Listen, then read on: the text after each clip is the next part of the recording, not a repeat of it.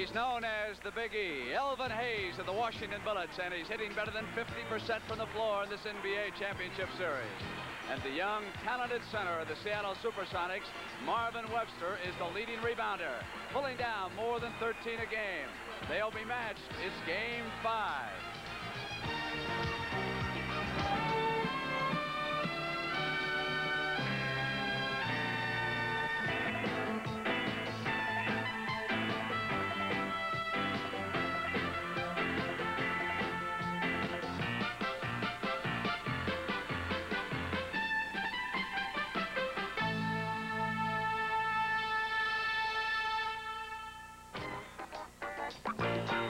The NBA on CBS. Tonight's championship game is sponsored by the Miller Brewing Company, brewers of Miller High Life. If you've got the time, we've got the beer.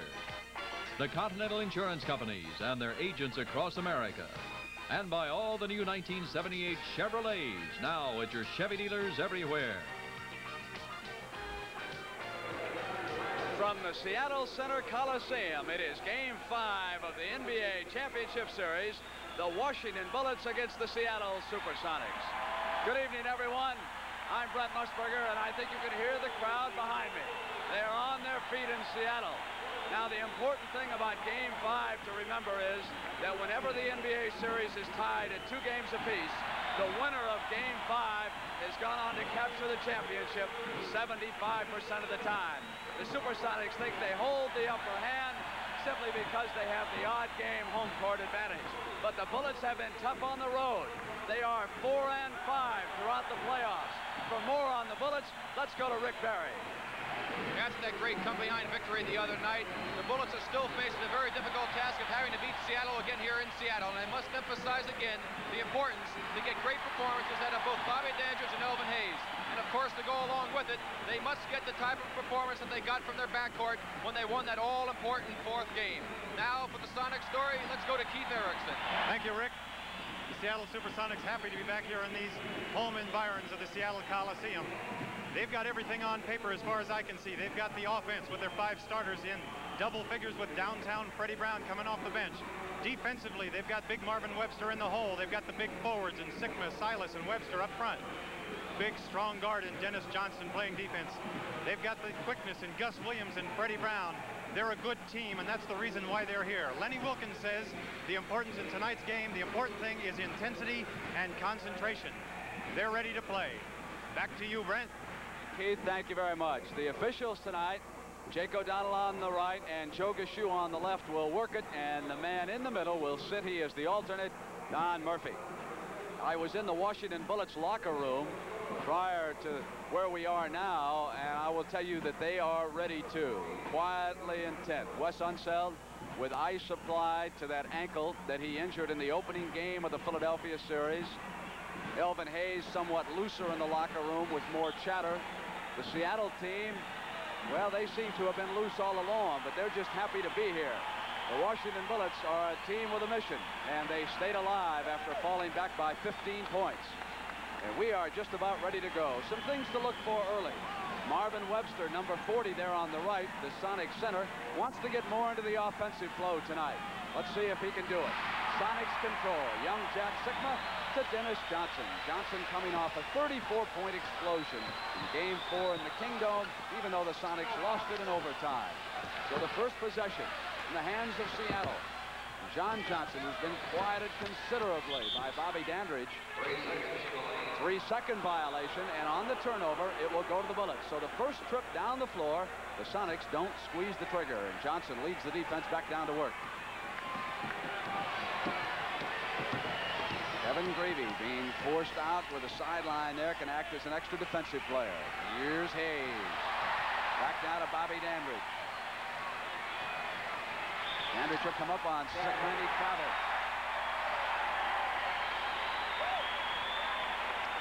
That's indicative of the beginning of a game like this. It's so important. 2 traveling violations right off the bat. Here, Keith, is Gus Williams now, number 1, controlling for the Sonics. He shot very well lately, penetrates, little pull-up jump shot. Unseld's outlet pass, devastatingly quick. It's Tommy Henderson to the hole. Very reminiscent of the way that Washington got off to a start that first game back there at the Capitol Center. Tom Henderson coming down the floor, getting that great penetration. Dennis Johnson turning the corner, but he can't get a shot off. It is John Johnson looking for daylight. Gave it up. It's Dennis. Dennis is short, but Marvin Webster had the offensive rebound, and it was off his leg, and it goes to the Bullets.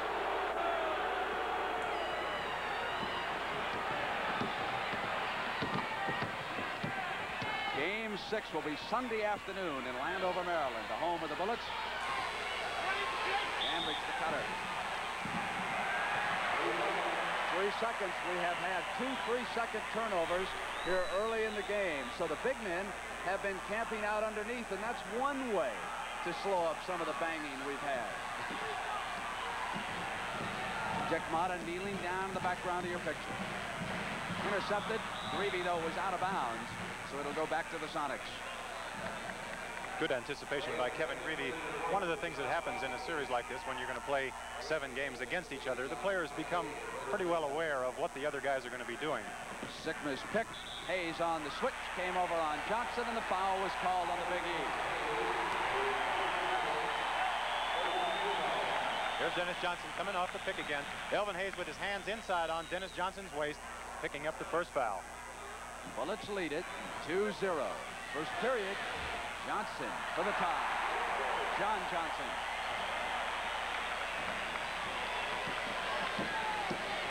Greavy almost double-teamed as he came across the line as the Sonics try to keep the guards out far from the hoop. Greavy puts the Bullets up by 2. Rick, I'm very impressed with the way Kevin Greavy came back and is not afraid to shoot the ball after that tremendous defensive job that Dennis Johnson did on him the other night. And for any good player, has to have that confidence. Sickma's off. Rebound control by Dandridge. Pushes it quickly for the Bullets. Penetrates. Hayes was inside, and the foul was called. Jack Sickma was there waiting for him as Dick Motta and his assistant Bernie Bickerstaff watched from the Bullet bench. This is the way that the Bullets got back into that ball game the other night in the Kingdome. It seemed that the Sonics, when they got ahead, their defense is a little slack. They had bad transition, and here's a good example of it. Again, the Bullets forcing the ball up the floor, taking advantage of those opportunities to get in close, and those are the ones that will hurt you. 5-2 as you look at the Big E's stats. 50% from the field. Adds the free throw. And a timeout has been called by Lenny Wilkins as the Sonics go over to assemble around their coach. Neither team wanting the other to build a lead in Game 5.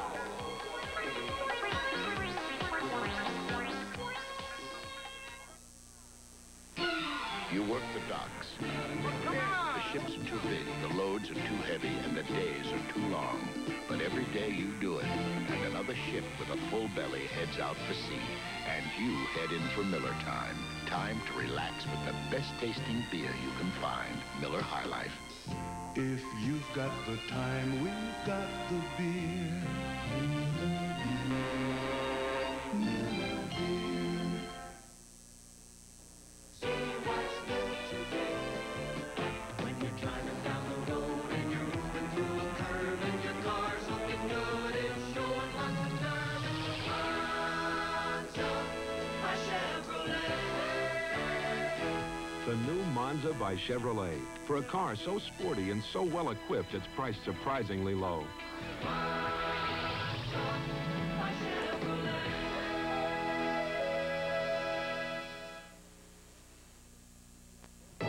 On Saturday and Sunday at 4 p.m. Eastern, CBS Sports presents the final rounds of the Kemper Open. That's Saturday and Sunday at 4 p.m. Eastern. Back in Game 1, Seattle, led by Freddie Brown, took control of the Washington bench, but the series turned around. After the Supersonics won that game, as you move ahead to Game 4, the Bullets bench came back. Charles Johnson and Mitch Kupchak, heavy contributors to an important win. Dandridge on the double team and the steal, brings it down for the Bullets. They are up by 4, 6-2. Good defensive work against Dandridge. The E with control. A little bit too much spin. Sickma's got 2 men open. Here's Dennis Johnson. It's 3-on-1. John Johnson dishes. Gus Williams. The Sonics are tight.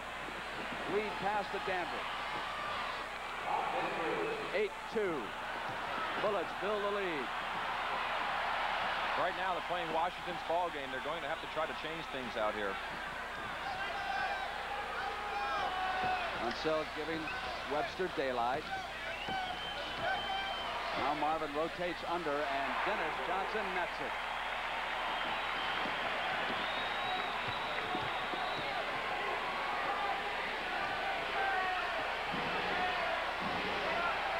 Man was cutting down the middle, and they couldn't hit him. Greavy moves in, uses the glass. Williams spins around the pressure by Henderson. Another spin move. Comes in on Unseld, and there's a foul up at. Here's the play with Gus Williams coming around. Wes Unseld holding his position very well. Gus trying to force the ball. That's what happens when a guy gets up in the air and he's committed himself. He really doesn't have anywhere to go with the ball. Couldn't pass it off to anybody else. He was stuck with it. Here's Greavy on the move inside, and from the other corner, Bobby D can't hit it. Sickma's off.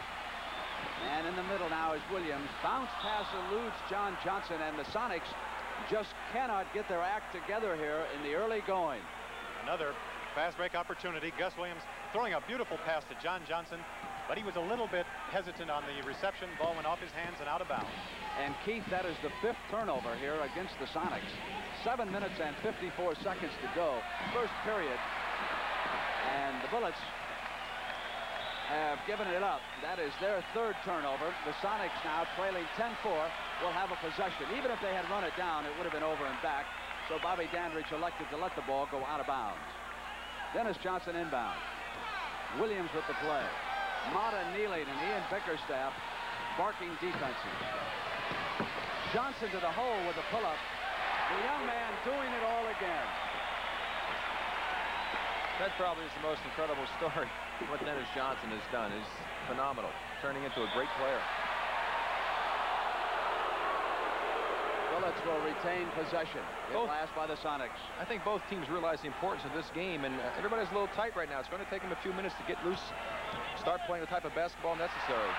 On the turnover, it's Williams on the steal to Henderson. Gus got inside, and Greavy came over. And Jake O'Donnell is saying no basket, and Joe Gushue says it counts. There's got the play a difference again. of opinion. Watch Gus Johnson put the ball up, and it goes off of the backboard, and then Kevin Greavy blocks it right there. And I believe Gushue is going to count. And he's also calling a foul. That's a good call by Joe Gushue. The basket is good, as you saw in the replay. And he also felt that Tom Henderson fouled Gus Williams on the play, overruling Jake O'Donnell. As Jake O'Donnell came across the midcourt line, he ruled no basket. Joe Gushue ruled basket on the play and a foul. But there was interference underneath. And Gus Williams will come to the line with a chance to complete it. He can pull the Sonics to within 1. I'll say I love to see a play like that where the officials disagree and then they come down and get together, and the official that had the perfect view on the play overrules the other one. I mean, that's those guys working together. I really like to see that. 7 minutes and 10 seconds to go, first period. Dandridge moves inside as Sigma. Gus Williams with a hand on it. Henderson back across, and it's Greavy. Kevin Greavy starts off with a hot hand. He is 3 of 3. Of course, he plays better on the road. Webster was bumped by Unseld. All right, here's a good example of the way Wes Unseld plays defense in there, trying to use his size and weight. Marvin trying to make the move. There's the old body. He says, take a little of that, Marvin, and the official is right on top of the play. 3 team fouls against the Bullets and 1 against the Sonics. John Johnson's turnaround is off the mark. Great rebound by Dennis Johnson. You see the tremendous jumping ability of Dennis Johnson on that play, getting the beautiful offensive rebound, taking it up on Elvin Hayes again. Kevin Greavy has got to screen him off. That's something guards don't do all the time. Greavy regains control for the Bullets. Unseld out high, goes corner. Henderson sets the man up. And Elvin Hayes staying with the basketball underneath. That's a great individual effort by Elvin Hayes on the offensive board. Super play. Rick, on the point you just made about Kevin Greavy having to block Dennis Johnson off, most guards don't go to the offensive boards, so most defensive guards are not cognizant of that. In fact, they don't remember about blocking their offensive men out. The penetration by Gus Williams created the play, but Marvin Webster was camped out as he awaited on the penetration.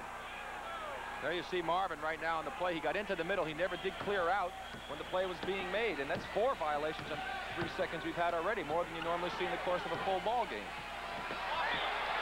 Wanted Hayes, and Sigma jumped out, knocking the ball out. It is 14-11. The Bullets are up by 3. Series even at 2 games apiece. Greavy with the second move coming up, but they have turned it over on the traveling call.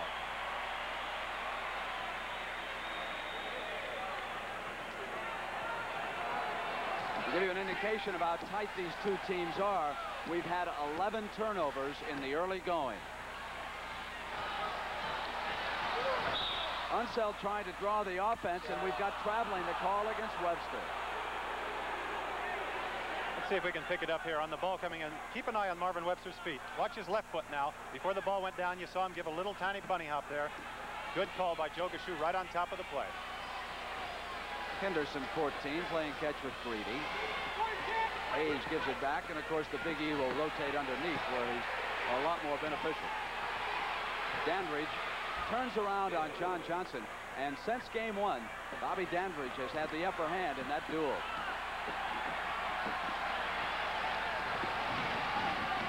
Bullets build a 5-point lead. Sigma faces the basket on Hayes. Yanked out by Unseld. Quickly lets go of the ball. Henderson hits the man right back. It's Greavy. This definitely is not the most artistic of the playoff games right here. Both teams making one mistake after another. Basketball, of course, a game of mistakes. You try to minimize them, but both teams having tremendous difficulty out here establishing themselves. So again on that traveling call, the Sonics have an opportunity. Outside man, Jake O'Donnell with the foul call. Tom Henderson just knocked Jack Sigma out of the way. He set a back pick on him, threw him out of the way. There's some instant offense. Freddie Brown, number 32, relaxed, leaning back. Joe Hassett of the Sonics was on his right. Dennis Johnson bails it back to JJ. John Johnson, short, but regains control. Bobby Dandridge didn't box out, was taken up off the floor cheating. Williams on the pick and roll. Webster was cut off, couldn't go all the way, but he stays right with it.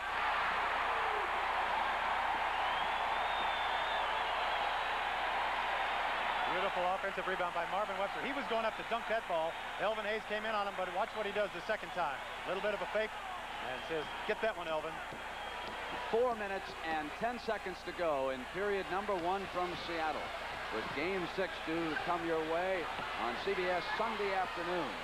Gravy's pass as Dandridge was working the back door. Sigma. And Mitch Kupchak, whose inspirational play certainly sparked the Bullets in game 4 in the Kingdom. He is up off his seat more than any player on either team. Unseld stays with Webster and knocks the ball out of his hands and out of bounds. And we'll see Wesley with a good defensive play right here. Webster puts the ball up for grabs. Wesley knocks it down off out of bounds. Back to Sonics. Gus Williams.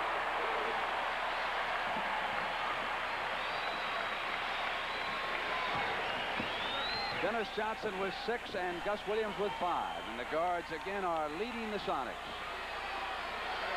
Elvin Hayes, and Sigma gives him all the room he wants out there at the sideline. Now he's got to watch him underneath, keeping a right hand on him. Bobby Dandridge with that taped right thigh had to give it up this time, and it's Henderson. 3 minutes, 20-15. Bullets up by those 5 points. They have led all the way here in the early going. And again, Unseld is slapping the ball away from Marvin, who comes back with a jumper. Elvin Hayes yanks off the rebound, and it's Henderson who can move, coming right wing. Kevin Greavy took up a spot on the left side and was short. Sigma. Greavy trying to draw the charge. No whistle. Williams to the attack. They gave it to him. Missing, but it's Dennis Johnson, a strong rebounding guard, and a foul. That's an awfully smart play by Dennis Johnson. when he got the offensive rebound. You see it here. See him turn around and take the ball to the basket. A lot of guys would turn around and try and shoot that fall away jump shot. Not a high percentage shot. Here he had a chance for the three-point play, taking it to the basket, picking up the foul on Elvin Hayes. DuPont presents the car wax with a watertight guarantee. Rain Dance. It's guaranteed to shine longer, to bead water longer, guaranteed to last longer than the leading car waxes. Or DuPont gives you your money back. Repeat. Rain Dance is guaranteed to shine longer, to bead water longer, to last longer. The Rain Dance guarantee is watertight.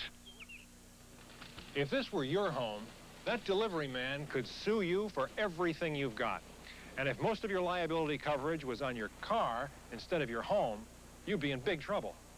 That's why Continental invented the PCP car and home policy. It gives the same high liability coverage on your car and your home. That's more protection for your money. And one more reason why nobody spells protection like the Continental Insurance Companies. Mine is the world of drama, tragedy, and comedy. But for some children who are born with physical or mental handicaps, there is no comedy. They know nothing of laughter and joy. Theirs is a world of sadness and pain. When you give your time or money to variety clubs, you're doing your share in bringing some small measure of relief into an otherwise dismal existence. Give what you can to the variety clubs. You'll feel better for it, and so will the children. The preceding announcement was brought to you as a public service by the National Basketball Association. And yes, you're reading that one sign correct. It says no Kingdome in '79. The Sonics are headed there. And before, almost 40,000 fans, of course, they lost on Tuesday night here in Seattle. Some of the fans are blaming the arena because they weren't down close enough to the action. It's not as intimate as it is here.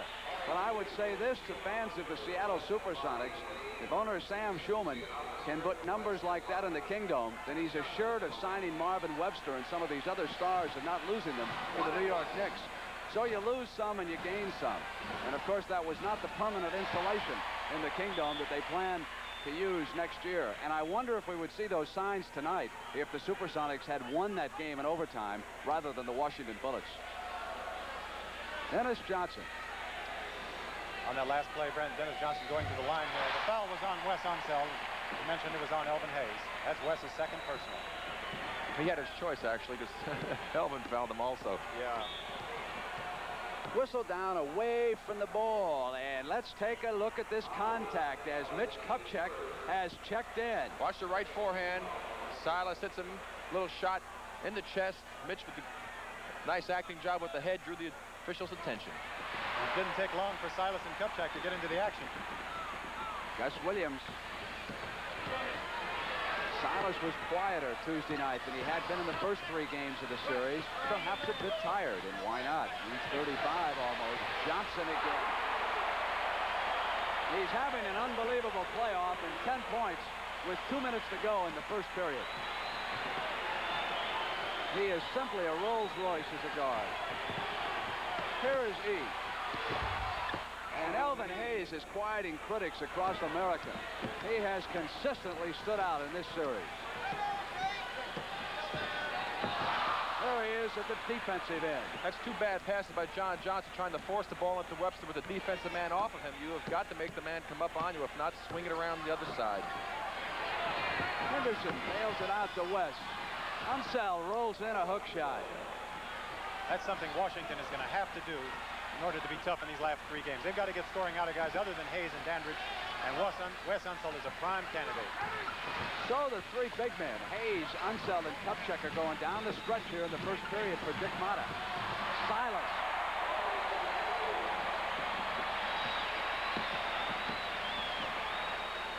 Minute left, first period. Washington has shot extremely well. Hayes dishes to Mitch. Kupchak misses, and here come the Sonics. Bullets know they'll get it back. Williams pull up. Unseld is off, and now the Sonics will get it back. We've got just over 40, now inside of 40 on the drive. It's Henderson. Knocked away to Gus Williams. Both teams going up and down the floor now. Here's to Dennis Johnson. There's a 12-point period for Dennis Johnson. It's a one-point game, and Dick Motta has instructed the Bullets to go for one shot.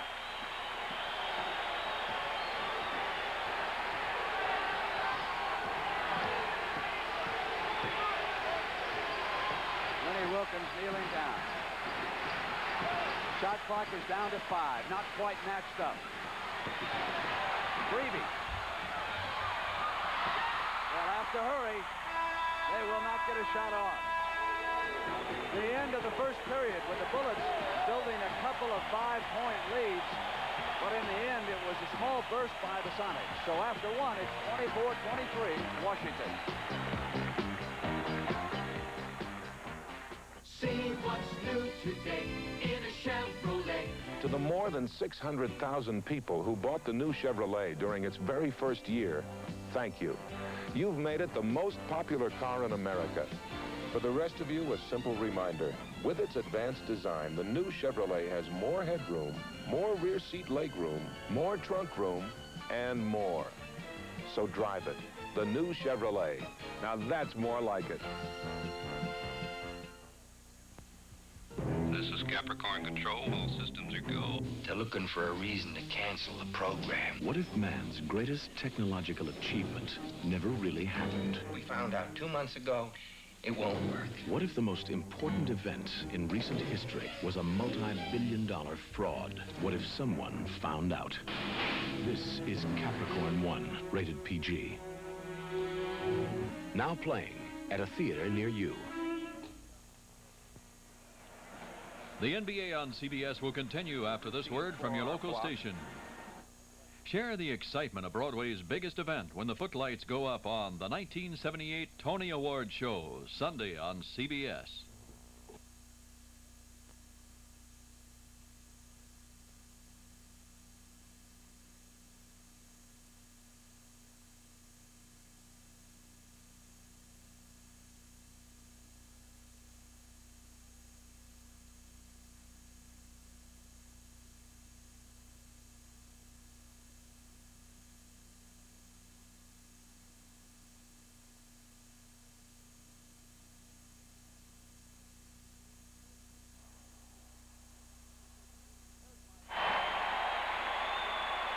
There's my friend the Weedle in the background. As you see the shooting statistics, the Bullets red hot at 58% and the Sonics at 48. At halftime, Rick Barry is going to try to interview the Weedle. The Weedle has never spoken to anyone in his life, but we're going to try. Now it's the Bullets with the ball as we start the second quarter. Right to Elvin Hayes. Hayes turns around on Silas. John Johnson off to Freddie Brown. Downtown on the floor with Dennis Johnson for Lenny Wilkens. Paul Silas, Jack Sickman, John Johnson. Marvin Webster gets a break. Freddie Brown goes to work off the fake against Wright. Ferocious battle underneath. Sickman out of the pile. Hayes off to Larry Wright. To the corner, it's Kevin Grevey. Grevey and Wright. Elvin Hayes, Mitch Kupchak, and Wes Unseld.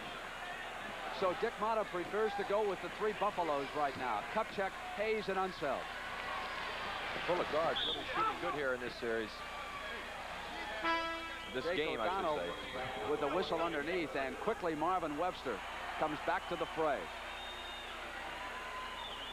John Johnson caught Mitch Kupchak in the face.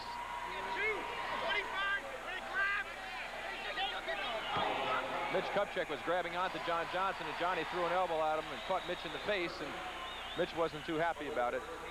Dick Motta reminding Kupchak of who he has to guard, and Pepsi-Cola thanks that little girl for the free commercial. There is what Tony Verna was trying to get. All right, we've got Jack Sickma coming up with a jumper, and it's Unseld. Larry Wright in the middle. Wright with good speed wants the hole on the penetration, and there was a whistle by O'Donnell. Lenny Wilkens is very upset in the last ball game when the Bullets came back because the guards were getting the ball down inside the free throw area constantly, and that's when they chipped away at that lead. Here again, inside the free throw area, penetration. Foul was against Larry Wright. Kupchak takes the inbounds from Unseld, knocked away by Sickma. You can study some of the matchups now with the 3 Buffalo out there. Hayes, and it's Unseld. Good pass off that time by Elvin Hayes. He drew the defense to him. If Elvin would do a little bit more of that, he'd certainly make the job easier for the Washington offense. Silas, Webster, and Sikma. Up front for Linney. Johnson to the right corner. Silas gives it back as he works the baseline. What a tremendous play. Dennis Johnson making a great cut on the baseline, picking up that ball, taking it in right on the strength, inside layup. Right with his speed, back with a miss. He has not shot a high percentage. Lob to Webster from Dennis Johnson. Unseld is there. Webster is all right. Intercepted Sikma. Webster still back. It's 3-on-2, 4-on-2, Freddie Brown. It's a 1-point game.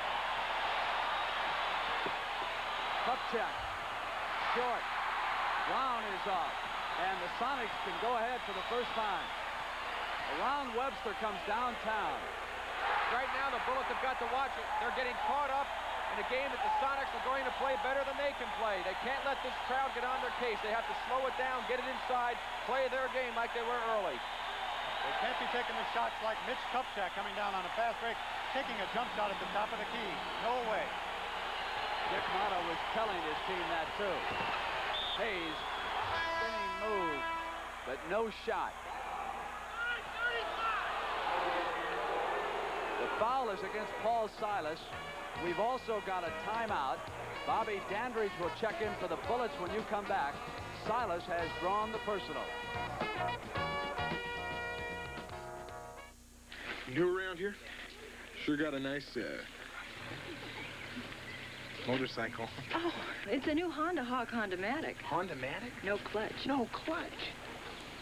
Well, beautiful wheels. They're standard.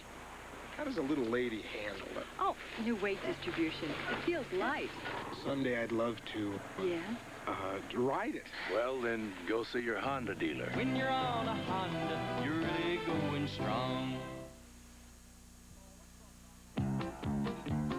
All across our land, people know our brand. You can trust AC. Thanks, AC. Spark plugs by AC. Hear that, men? You can trust AC spark plugs. And remember AC filters to help protect your engine from dirt and dust. Right, Ben? Ben? Kids! Drive through dirt and dust. Good filters are a must. You can trust AC. Thanks, AC. Filters by AC. Plugs and filters by AC. On Saturday, June 10th at 5 p.m. Eastern, CBS Sports Spectacular will take you trackside for exclusive live coverage of the 110th running of the Belmont Stakes as the firm tries to hold off Aladar to win the coveted Triple Crown. These are two super horses. You may never get another chance to see any like them. That's the Belmont Stakes, Saturday, June 10th at 5 p.m. Eastern. That will be the affirmed show on CBS. Here they're touting Freddie Brown, who in the last 7 games has shot only 39% from the field. But in his last 3 home games, he has averaged 24 points an outing. And there is the quote that Lenny Wilkins had immediately following Game 4 in the Kingdom. We let them off the hook. 9 minutes and 15 seconds to go. The CJ, who was red hot with 3 field goals in overtime, number 15, is checked in. Yes, that's a very good call by Jake O'Donnell. Let's watch the play here. Watch Elvin Hayes come into your picture in the middle of the screen. Watch his right arm right there. Now, he threw the right arm also. He bumped Paul Silas, knocking him out of the way. Try to establish position, call for the offensive foul. Wally Walker on the floor for the Sonics, number 42. Inside to Silas. Rolled up a hook that missed in Marvin Webster.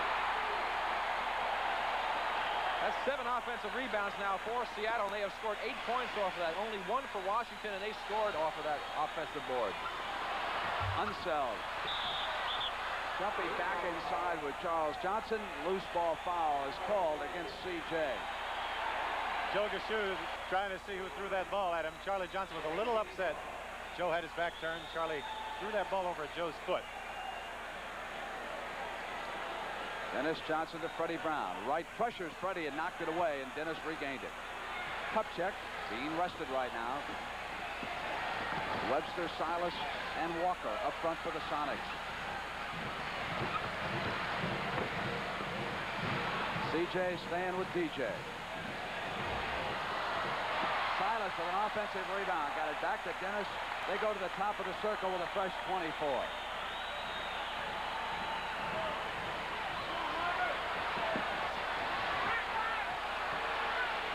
Freddie using the Webster pick, and there was a whistle on it with Larry Wright trying to come through.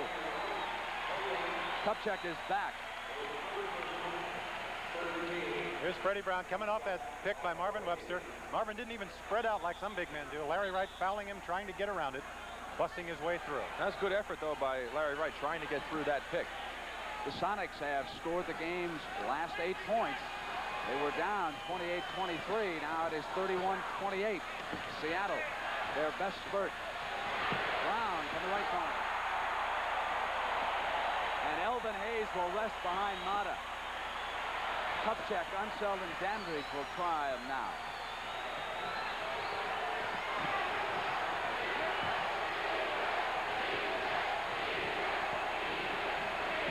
Kupchak goes to CJ. CJ turns around with a shot clock wheeling down. Bobby Dandridge called for pushing off on the offensive boards that time. Made it very obvious in front of the official. He's not even questioning it. Henderson returns, and Wright leaves for the Bullets. Sikma is back. Sikma, Webster, and Walker. Lenny Wilkins telling me yesterday that he felt he might have played Paul Silas a little bit too much Tuesday night.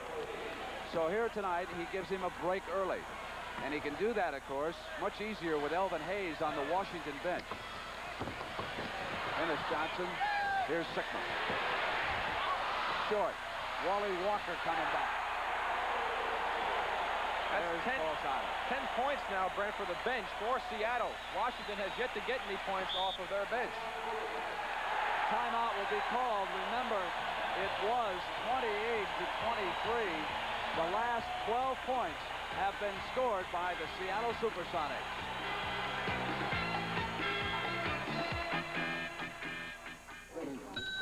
Gillette Track 2, please. Sold out again. Say, you look like a double-edged man to me. Daring, unafraid. No, the Gillette Track 2 gives me a more comfortable shave. Silly me. These blades will fit your Track 2 handle. Yeah, but they're not Gillette Track 2. Yeah, but... Sorry. To guys who use a twin-blade Gillette Track 2, no other blade will do. Gillette Track 2, please. Got the feeling that it's time to trade in your old truck? That a brand new truck is what you'd really like? Well... It's tough truck trading days at your Chevy dealers. And right. So what are you waiting for? Your Chevy dealer probably has the truck you want in stock right now. So why don't you hop into your old truck and see your Chevy dealer today? It's tough truck trading days. Chevy trucks. Built to stay tough. CBS Sports presents the World Invitational Rackets Championship on Sunday, June the 11th, with U.S. Open champion Guillermo Vilas competing with superstars from 5 other racket sports in exciting, fast-paced action. Be sure and be with us for the World Invitational Rackets Championship, Sunday, June the 11th at 3 p.m. Eastern. For you fans in the Washington-Baltimore area, that fight is going to be blacked out on Saturday. What in the world's that all about? Well, that's you against Seattle Slew. They know you like the horses. Here's Dandridge. Forced to give off the pass. CJ was the open man. Webster and Unseld dueling. Marvin's outlet to Freddie Brown. Downtown. Well, downtown has got the range early in the ball game, Pete. It certainly does. I'll tell you what Seattle has done defensively is they've really gotten it together. That last time Bobby Dandridge went up for the jump shot, 3 men ran at him. There was no way he could get that shot off. They're really coming together defensively, helping each other out. Hayes and Greavy will check in for the Bullets. That's the bench scoring.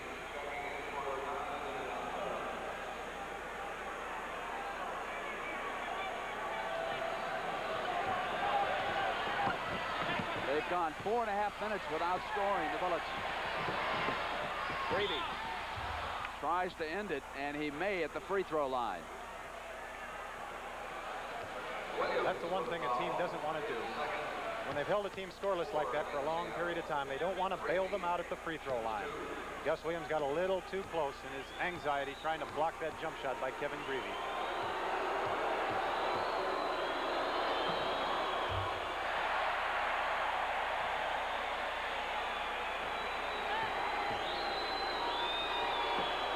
Greavy snaps a run of 14 straight points by the Seattle Supersonics. 37-29 with 6 minutes to go. First half, game 5 from the Seattle Center Coliseum. Diving after the loose ball, Gus Williams saved it. And Brown's got to really be feeling it now. Looking for picks, he'll jive all over the place. No, they'll come the other way, rules Joe Gushue. I don't agree with that call, Rick, do you? There we see it again. Freddie Brown leaning in. Let's see if his body connects. Well, he did connect a little bit with Mitch Kupchak, but I don't think the contact on that play was that bad for the call. Dennis Johnson leading Seattle with those 14 points. Greavy with 9 for Washington. Kupchak out high, goes cross court. Here's Greavy. Got past Williams with a slick inside move. Hayes couldn't hold on, and it's Henderson. Tommy coming to the free throw line. Well, take a look at what's going on underneath the hole. There's a lot of action going on here. Look at Eve working hard, getting out of the way. Gets the ball, falls down, loses balance. Henderson on the board. Wally Walker, a little push with the right hand down low. The officials are on it. Washington battling hard on the offensive boards. Out of the University of Hawaii, Tom Henderson, drafted originally by Atlanta and traded to the Bullets. And that deal that sent Truck Robinson down to the Hawks. Truck becoming a free agent, now playing with New Orleans. Henderson bangs in another one. It's 37-31, a 6-point Seattle lead with 5:25 to go here in the first half. Webster goes underneath, and Sickman was on his right. Greavy trying to tighten up on Freddie Brown. Sickman up on Hayes.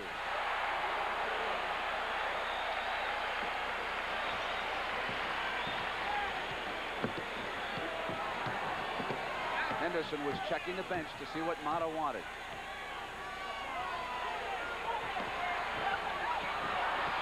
Knocked out of bounds. Bullets will regain possession. Jack Sickman holding his chest on this play. Watch Elvin Hayes come in and give him a shot in the chest. There you see his head fly back and his hair a little bit. Hayes trying to get his position down low with his arms outside. Greavy trying to get into Kupchak. Sickman on the steal, and right back as Tommy Henderson traveled. He turned it over to Seattle.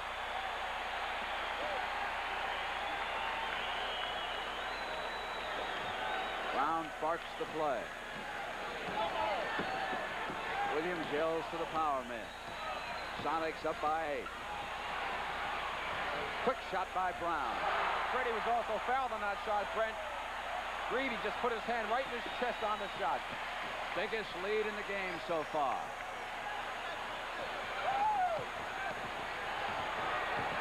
Sickma with a hand on it, coming out and fouling Elvin Hayes, and Lenny Wilkins upset at the call.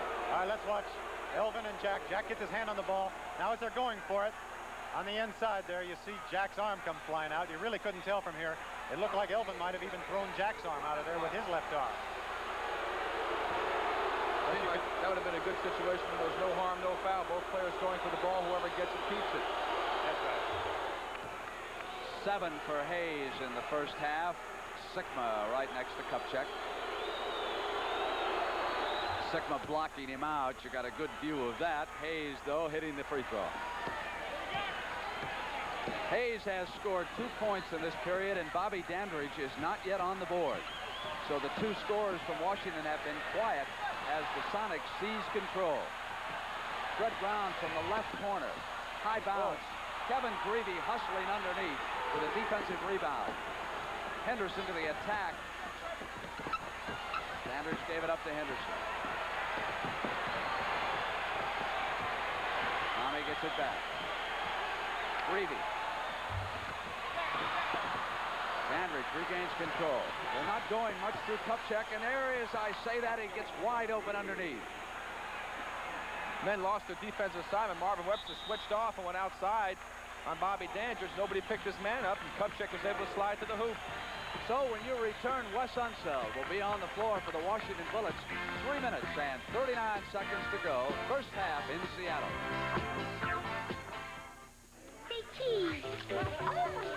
Jack!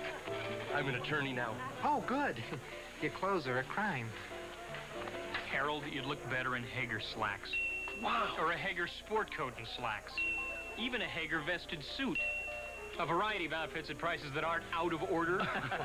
Weren't you voted most likely to succeed, or was it best looking? Both. Hager, because looking good makes you feel good. You know, I'm an attorney now. We're saving $600. We're saving. This family has rented a Ryder truck We're saving and moved 600 500 miles. We're saving 600. By packing and moving themselves, they saved a lot of money over what professional movers wanted. True, when you rent a Ryder truck, you have to do the work yourself. We're saving 600. But if you just keep repeating how much money you're saving, you'll be amazed how much lighter those gardens will seem. We're saving $600.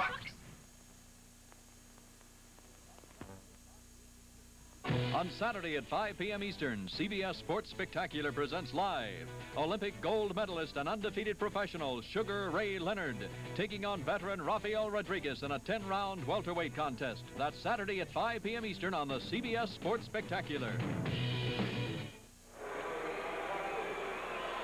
And at halftime, we'll be checking in on the Kemper Open. We'll see what Arnold Palmer did the second day of that tournament.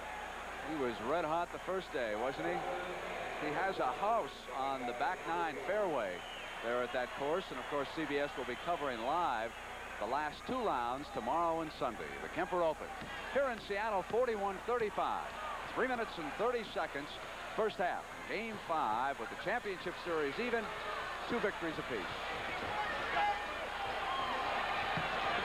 Williams. One shot as Dandridge was underneath. Freddie Brown and Wally Walker watching the action. Elvin Hayes gets back into the flow of things. Fred, you just mentioned one shot by Seattle, and it was a very poor shot at that. Seattle's going to have to start getting their offense down inside again. They're sealed deep in the corner.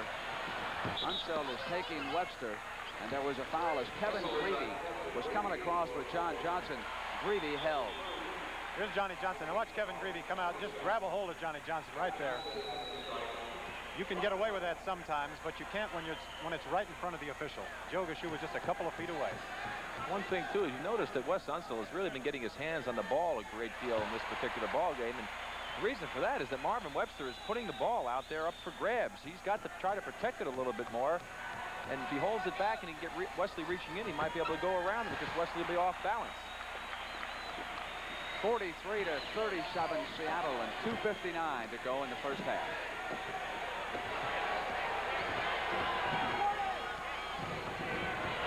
Williams looking for a pick. Dandridge pops out to the top of the circle. Gets inside of John Johnson, but Sickma on the double team stayed with it on the block. Webster with control outlet now to Williams. Williams comes down as 3-on-2, goes over to the side to Dennis Johnson. No. Offense, no basket. That's a good call by Joe Gushue. The people here are going crazy. Watch the pass off. There goes Dennis Johnson. Watch his left arm. Right there, his left arm. Joe Gushue was on it. Got another angle on it. Watch his left arm. Goes up to shoot it. The left arm moves out, clears Elvin out of the way. Joe Gushue, the official, right underneath the basket, making an excellent call. Andrews, stuffed last time by Sickma, having his problems in the second period. Greavy, shot swatted away by Webster. Seems like neither team can send any prosperity here in this particular in any particular ball game. They get a lead and they always seem to turn it around and let the other team right back in it. Kevin Greavy trying to take a tough shot that time on two pretty tough guys. Dennis Johnson and then Marvin Webster. Hayes with the shot coming in behind Wes Unseld and using the screen.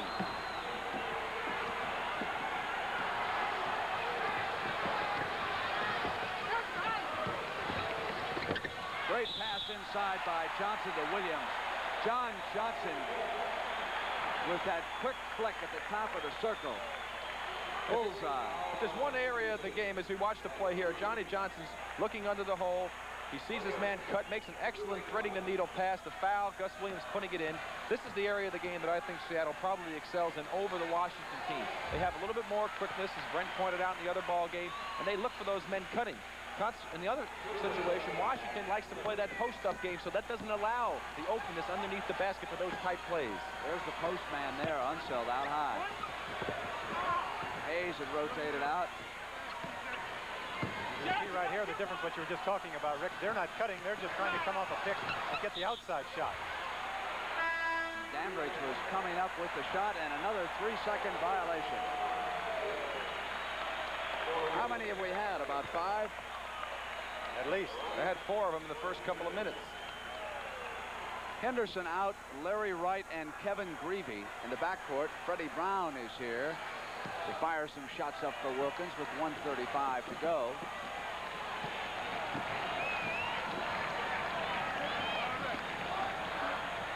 Webster, turnaround against Unseld. Not a good foul that time by Johnny Johnson. He realizes it there, kicking his foot on the floor. There you see the replay. Wes Unseld clearly had the ball. Johnson had been going for it, couldn't change direction, just hit Wes with his body. You saw a marvelous example that time as to why Unseld throws those devastating outlet passes. As he yanks a rebound down, watch how he cocks his arms as he's turning. If he doesn't spot a man, then obviously he will hold up on the throw. He doesn't commit himself that much.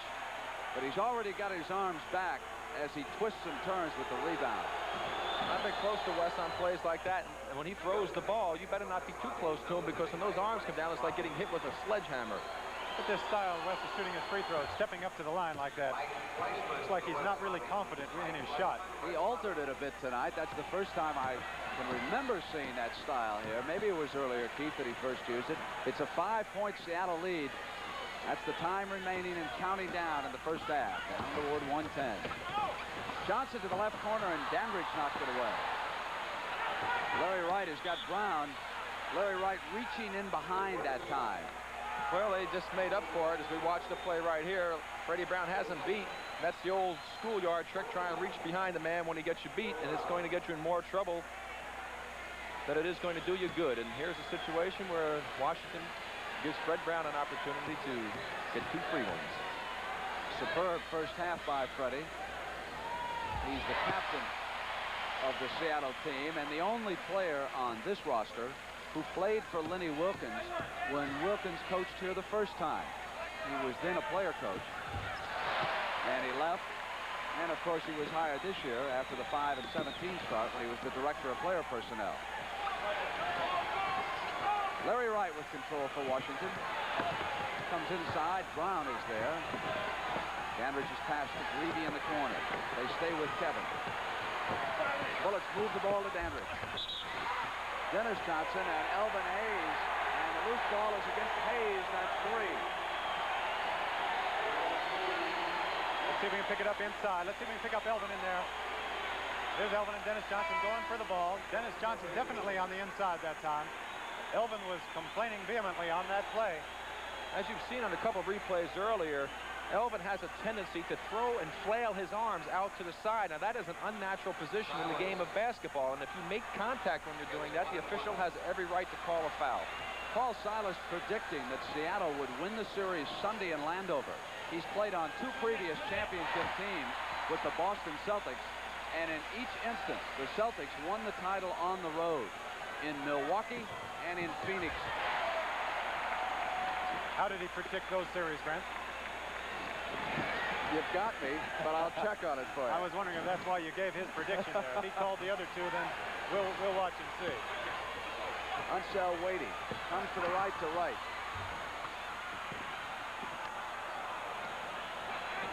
Unseld spins to the left, and Kevin Greavy on the penetration jumper. Kupchak couldn't hold on. John Johnson's got Freddie Brown alone.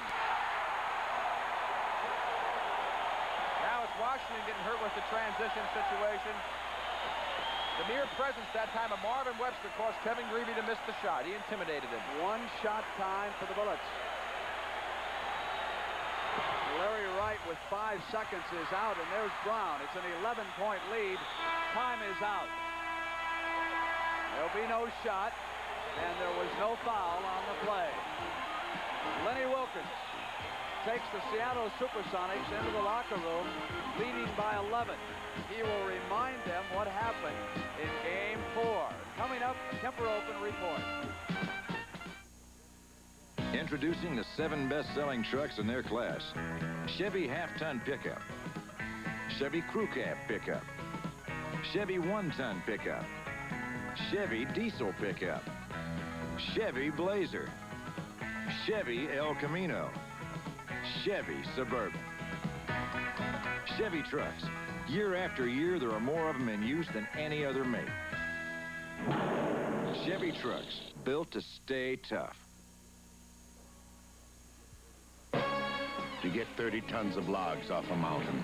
You get to know a little about fear and a lot about ice and snow and rain and hairpin turns. And in the end, you get to know about Miller Time. Time to head for the best tasting beer you can find. America's quality beer, Miller High Life. If you've got the time, we've got the beer, Miller Beer. J.C. Penney presents the sports shirt that feels as good as it looks. A shirt you can really relax in because the inside is cool, comfortable cotton. But no matter how much you relax, this shirt will stay looking neat and crisp because the outside is all polyester. Comfortable cotton inside, neat, crisp polyester outside. And at $10, even the price feels good. J.C. Penney sports shirts, they feel as good as they look. The second round of the Kemper Open is history, and the pre-tournament speculation has held up to a degree. Tom Weiskopf, the defending champion, who has won here 3 times and came in second twice, played exceptionally well, finished 6 under par, tied with another strong man, Craig Stadler, who was right there with Weiskopf. But the big story at the end of 2 rounds of the Kemper Open is look who's on top of the leaderboard. 48-year-old Arnold Palmer, who has not won a tournament in this country since 1973, leads at 7 under, 1 ahead of Stadler and Weiskopf. He had a 20-foot birdie putt on 15 to try and increase his lead. Arnold had yet another 20-foot plus putt for birdie.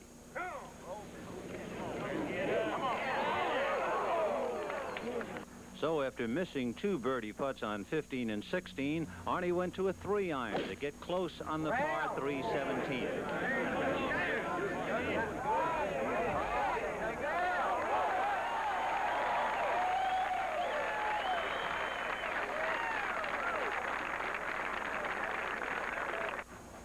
And so for the 3rd consecutive hole, Arnold Palmer had a birdie putt to increase his lead.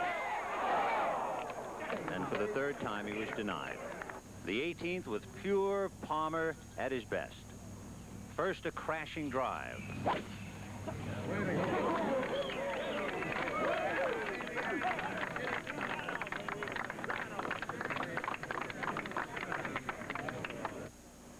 Then it was a 7-iron hurled at the green.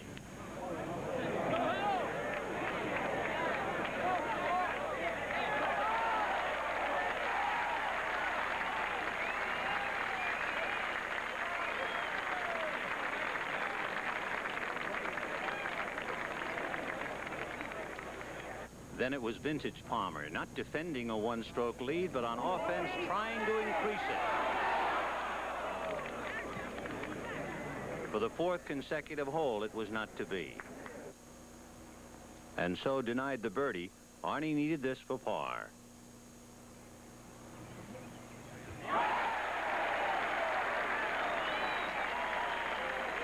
A step back into history as Arnold Palmer walked off the 18th green atop the leaderboard at 7 under par. Weiskopf and Stadler at 6 under. Irwin, Pate, Barber, Bean, Edwards, Hinkle, Snead, Denton, Snead only 2 shots back at 5 under par. And so Arnold Palmer is 7 under par, 1 shot ahead of Stadler and Weiskopf atop the leaderboard. And Arnold Palmer is right here. It's a great feeling. Well, it sure is, Vin. I haven't been in the lead in some time. When was the last time you led at the end of 2 rounds? Do you remember? Well, it's really difficult to remember, but it goes back about 2 years as far as U.S. tournaments are concerned. And that was the Bob Hope Desert Classic in 1976. I think I shot 64 the second round. In looking back at your playing days the last couple of years, you've been very close early in a lot of tournaments and then faded for one reason or another. And I would think most people figure when you're 48, you're going to fade. Is it a physical matter?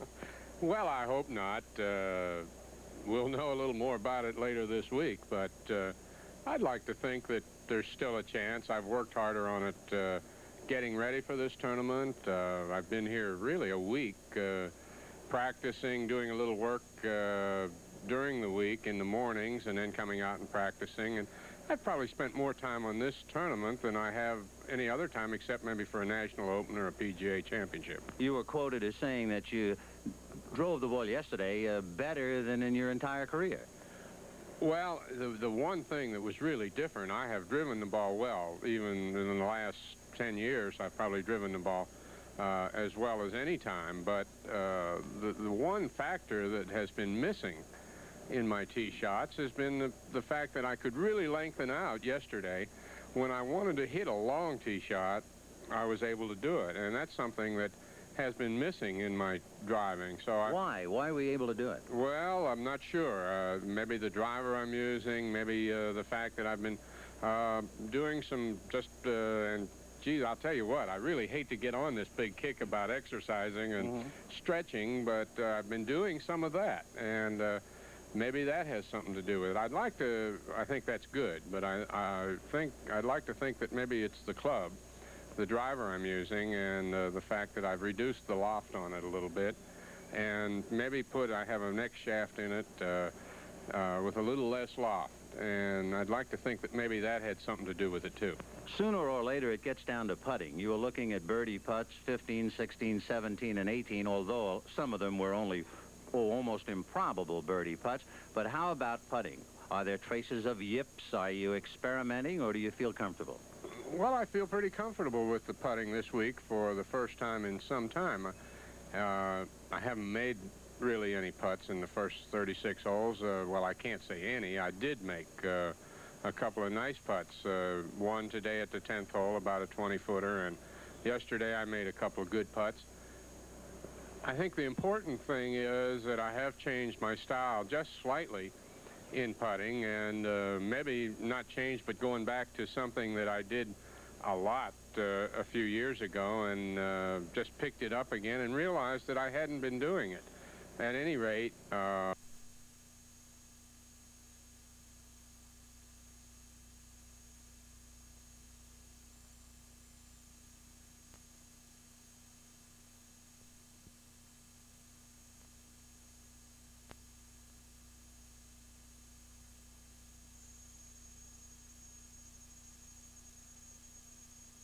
I'd like to think that there's still a chance. I've worked harder on it getting ready for this tournament. I've been here really a week practicing, doing a little work during the week in the mornings and then coming out and practicing. And I've probably spent more time on this tournament than I have any other time except maybe for a National Open or a PGA Championship. You were quoted as saying that you drove the ball yesterday better than in your entire career. Well, the one thing that was really different, I have driven the ball well. Even in the last 10 years, I've probably driven the ball as well as any time. But the one factor that has been missing in my tee shots has been the fact that I could really lengthen out yesterday. When I wanted to hit a long tee shot, I was able to do it. And that's something that has been missing in my driving. So Why? Why were we able to do it? Well, I'm not sure. Maybe the driver I'm using, maybe the fact that I've been doing some and geez, I'll tell you what, I really hate to get on this big kick about exercising and stretching, but I've been doing some of that, and maybe that has something to do with it. I think that's good, but I'd like to think that maybe it's the club, the driver I'm using, and the fact that I've reduced the loft on it a little bit, and maybe I have a neck shaft in it with a little less loft, and I'd like to think that maybe that had something to do with it too. Sooner or later it gets down to putting. You were looking at birdie putts, 15, 16, 17, and 18, although some of them were only almost improbable birdie putts. But how about putting? Are there traces of yips? Are you experimenting, or do you feel comfortable? Well, I feel pretty comfortable with the putting this week for the first time in some time. I haven't made really any putts in the first 36 holes. Well, I can't say any. I did make a couple of nice putts. One today at the 10th hole, about a 20-footer, and yesterday I made a couple of good putts. I think the important thing is that I have changed my style just slightly in putting, and maybe not changed, but going back to something that I did a lot a few years ago, and just picked it up again and realized that I hadn't been doing it. At any rate, I feel a little more confident with the putting, and I think that if there's anything really improved in my putting, it's the short putts, the couple 3-4 footers. I just get up and I really feel like they're going in the hole and they're diving in the hole, which they used to do. Well, they used to, and one thing the Arnold Palmer trademark remained. At 18, there wasn't a soul out here who thought you were going to leave it short. If you were going to miss that 18 putt, he was going to run it by, and that's just what he did. But the big story, the interesting story here at Charlotte, Arnold Palmer is leading by 1 shot at 7 under par. The 3rd and 4th rounds yet to go, and a great story possibly to be written. For Arnold Palmer, Vin Scully, CBS Sports, Charlotte, North Carolina. The NBA on CBS will continue after this word from your local station. President Carter plans to meet a world figure whose lifestyle will stun you. You can meet him, too, on 60 Minutes, Sunday on CBS.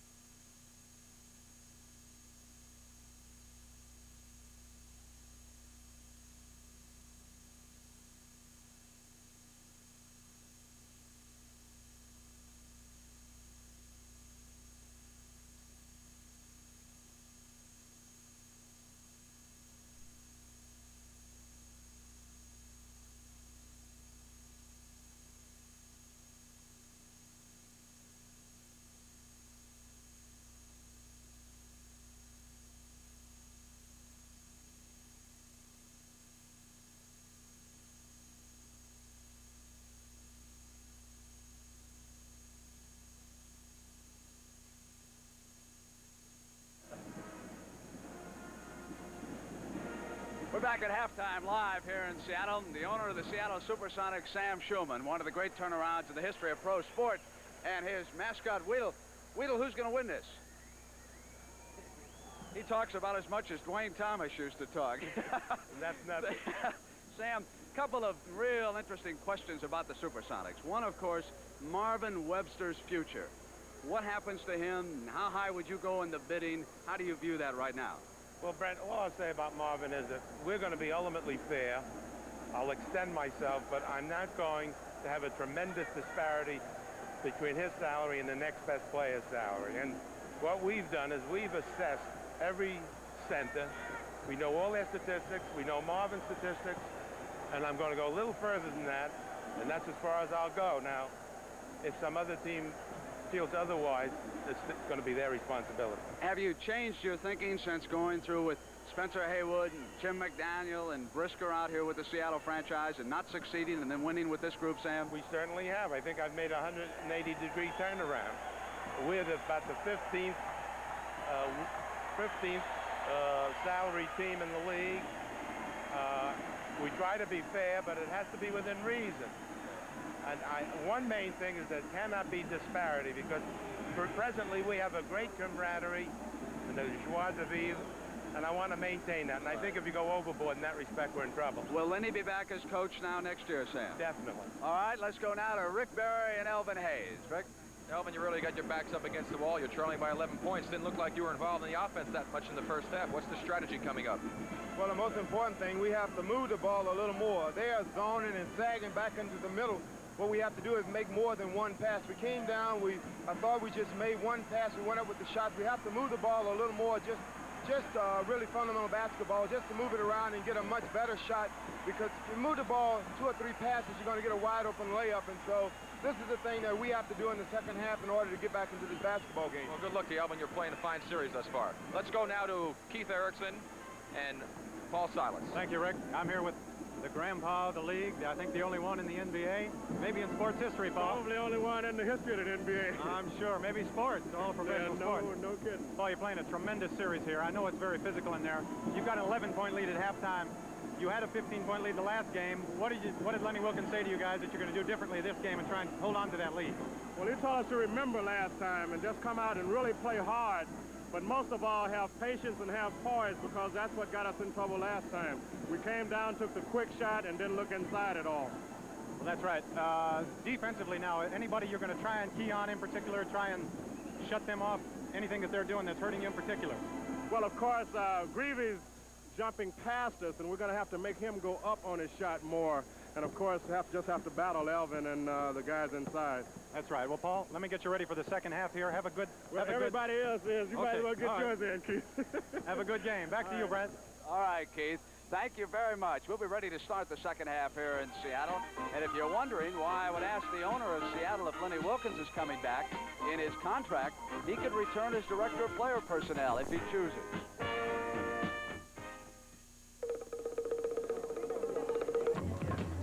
Sir, what's the hurry? Going to rent a car. Oh, well, you don't have to run. Gotta run. Oh, no, if you had an Avis Wizard number, you could walk. Walk? Call toll-free and let our Wizard system do the running. Just show a major credit card, license, sign, and get the car. I don't have to run through airports? Not with Avis. I can walk through airports. We try harder, Avis. Avis, we don't know another way. I'm walking through airports. To every secretary, whoever asked why centering a line can't be automatic, and why setting up columns, and indenting, and underlining, and erasing, too, can't be automatic. To all those secretaries, IBM says, wait till you get your hands on this. The new IBM electronic typewriter. So automatic that while you fold the letter, it types the envelope. Now that's automatic.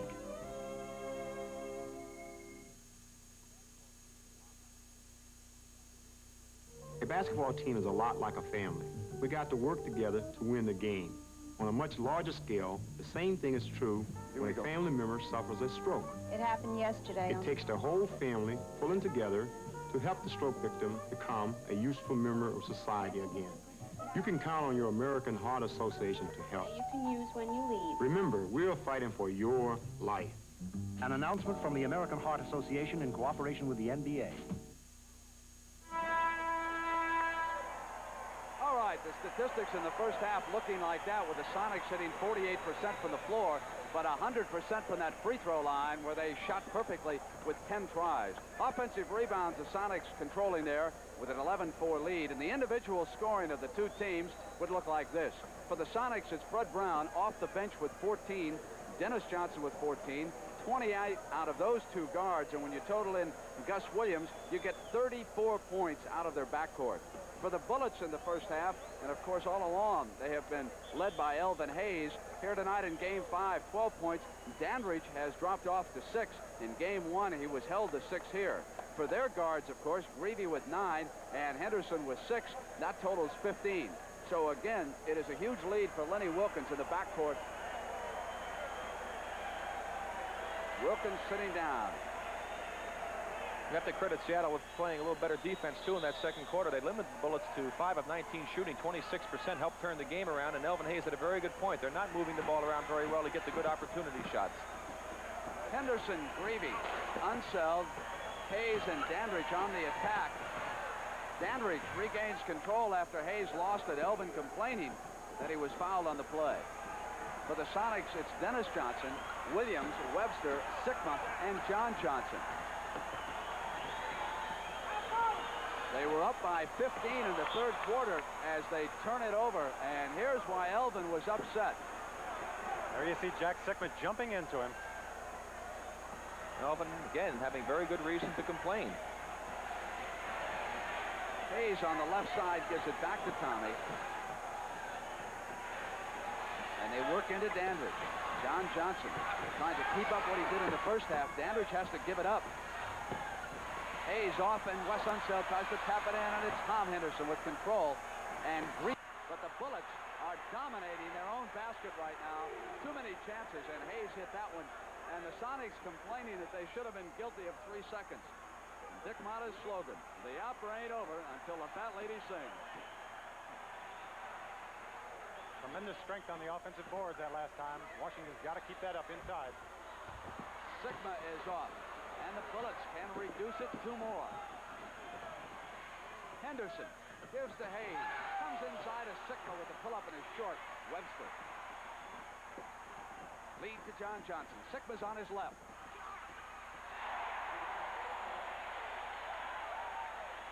Three-on-two fast break that time. Very poor transition by Washington. Bobby Dandridge and Elvin Hayes not getting back on defense that time. Grady sends it across to Henderson. They'll work it through Unseld, who is high. Great inside pass by West to Kevin Grady. Definitely a set play, something I'm sure Dick Motta realized he's got to get that type of action. That's what they did not get much of in the first half. Got to get it inside. Henderson checking over his right, and now his left shoulder for picks. Williams to Johnson on the left. Gready's there. Great pass to Dennis Johnson, who broke 3 on the right. What a beautiful pass by Johnny Johnson that time. Backdoor cut by Dennis Johnson. That's 6 assists for John Johnson, and that was the prettiest.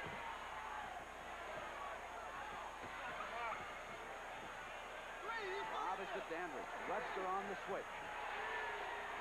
John Johnson over helping on Hayes. Reavy on the move inside. There's that beautiful pass by Johnny Johnson into Dennis Johnson, taking it up to the basket. 2 hands, just dropping it through, making sure on that play. Unseld knocks it away, but it's regained by Dennis Johnson, who seems to be every place. Short on the shot, Webster coming up and drew the foul, and Elvin Hayes is guilty. That is number 4 on the Big E. Again, the offensive boards are killing the Washington Bullets. Here's Dennis Johnson on the outside shot. Watch Marvin Webster get it. Shoved by Wes Unseld. Here he grabs the rebound, coming away from the basket. Takes it back to the basket. A good, smart play by Marvin Webster. Elvin Hayes was forced to foul him on the play, picking up his 4th.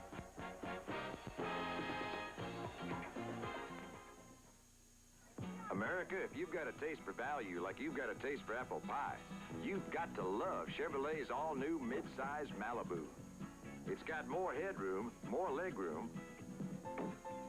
more usable trunk room, and better mileage estimates. To top it all off, it's got a beautiful trim new body by Fisher and Chevy value through and through. The all-new mid-size Malibu. You're going to eat it up. Here's to good friends. Tonight is kind of special. Hello, Counselor. Hi, Dad. I heard a rumor you finally passed the bar exam. Yes. Congratulations. Frank? Frank will have a prime ribs and a couple of Lowenbrow. Prime ribs? Lowenbrow? What are you doing? Buying dinner for the guy who put me through law school. When you want the taste of a truly great beer, tonight, let it be Lowenbrow. It's the good friends. Let it be Lowenbrow. Good friends. On Saturday and Sunday at 4 p.m. Eastern, CBS Sports presents the final rounds of the Kemper Open. That's Saturday and Sunday at 4 p.m. Eastern. Marvin Webster has scored only 4 points, but he has pulled down 7 rebounds, 4 at the offensive end, and he is playing without a single foul. And if he keeps that up, of course, he can be more aggressive than the Big E, who must now protect himself because he's playing with 4. But Elvin Hayes is one of the better big men at playing with 4 and 5 fouls in the NBA. When I think of that, of course, you automatically remember Wilt Chamberlain, who never fouled out of a game. And last night, Keith and I went over to watch Wilt play a little volleyball up here in Seattle. told us he weighed 365 pounds when he closed out his Los Angeles career. He's down to a svelte 285. He's also ready to come back into the NBA, Brent. Think any teams could use him? We've got a couple right here that could probably put him out there for a few minutes of rebounding. He can't be serious, though, about coming back on a hometown-only basis, can he? Bullets with the ball in play, and here's Greavy on the bounce pass to Hayes. Hayes gives it up. It's 58-49. Sonics behind the back to Johnson. Webster with it. 60-49. Dennis Johnson took a pretty good shot to the jaw down there. He's shaking off a few cobwebs. Pushing and shoving in that time away from the ball. And Dennis apparently shaken up, but it is Jack Sikma. Here's that play again down at the other. Let's see if we can pick it up. His own man hit him in the mouth right there. Marvin Webster with his hand coming down after tipping that ball in. He took a good shot right in the mouth. Henderson.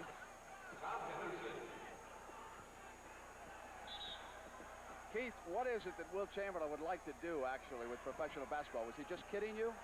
No, I think that there was a little twinkle in Wilt's eye. I wouldn't put anything past Wilt. He's in tremendous condition right now for a man of his age. He's over 40 years of age.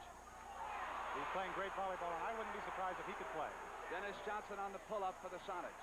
Yanked back down by Hayes. Here's Henderson in the middle. Dandridge. John Johnson cuts him off, and there's a foul. Foul, unhappy at the call against J.J. 8 minutes and 7 seconds to go. Third period, 60-51 Sonics. Here's the play right here. Dennis Johnson reaching in around Bobby Dandridge, coming up with the ball, but getting a part of his arm. The official, you could see, was right on top of the play.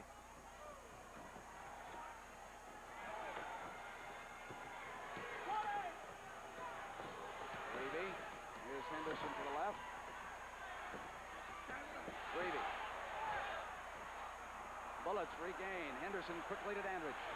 Regain, but all of their shots are coming from way out there. Underneath, putting it right back in, and if you control that offensive end long enough, you're going to wind up with a layup. 3 shots that time. 2 of them came from out at 20 feet. And that's a signal for Silas to get back in. Webster and Unseld dueling, and Sikma came up with it. He hit his hand on the bottom of the glass.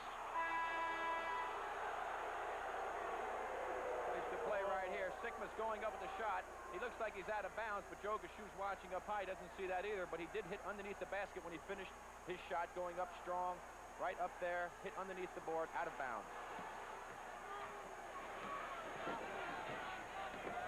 Henderson hooks the left corner.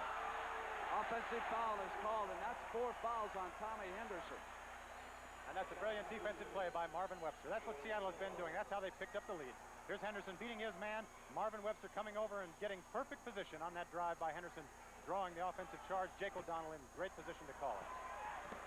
4 on Sikma, 4 on Hayes, 4 on Henderson, and as Webster began his move that time, we had the foul against West. There's Wes Unseld isolated guarding. You see him reaching in again. That time it cost him because he was off balance. Marvin was able to get the ball, have control of it, got the man out of position, picked up the foul against him. John Johnson, and it's Gus Williams. Blocked, Dandridge, and the ball was out of bounds. Seattle will set a play. Gus trying to force a shot up. Good block by Dandridge right there. It hit off of Wes Unseld.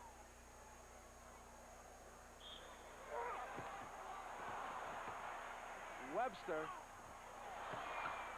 Boy, did he give Wes Unseld a shot that lead to Dandridge. Backs in on John Johnson.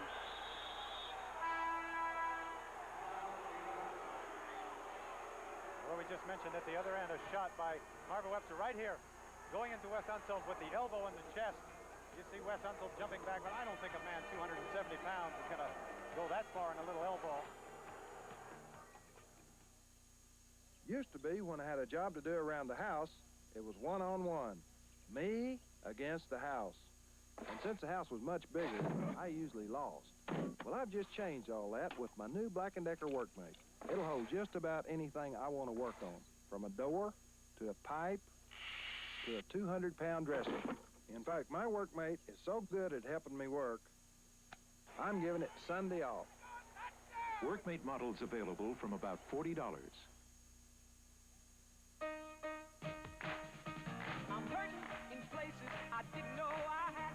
me do things I never thought I could. Feeling good, feeling strong, part of something I belong. The Army can make you feel a lot of ways. Challenged, trained, and proud. With this time, with these people, with this feeling, feeling good, feeling good.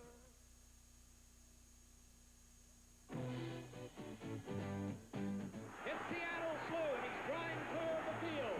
Seattle Slew has 4 lengths on Run Dusty Run. It's Run Dusty Run in second and San Efren third. They're clearing the finish line. It's still Seattle Slew, and he's opened it out to 4.5. Then Run Dusty Run and San Efren.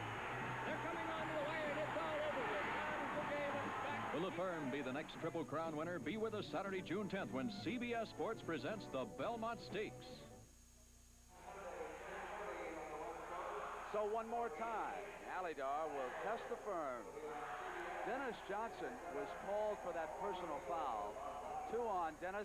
He has tossed in 16 points. That's why the crowd was so angry when you went away to that commercial. That's what all the booing was about. Brent Washington now has got 5 offensive rebounds for this team. They've scored 10 points off of them. They've got, 9 offensive rebounds. 5 in this quarter, more than they had the entire first half. Seattle with 14, and they've scored 14 points off of them. Those rebounds. Bobby Dandridge, who has been here before with Milwaukee, and they captured their championship along with Kareem Abdul-Jabbar and Oscar Robertson. Here was 6:45 to go in the third. 60-53. Seattle in white with the lead, and the series even 2 apiece. Again, it is John Johnson with that backdoor pass.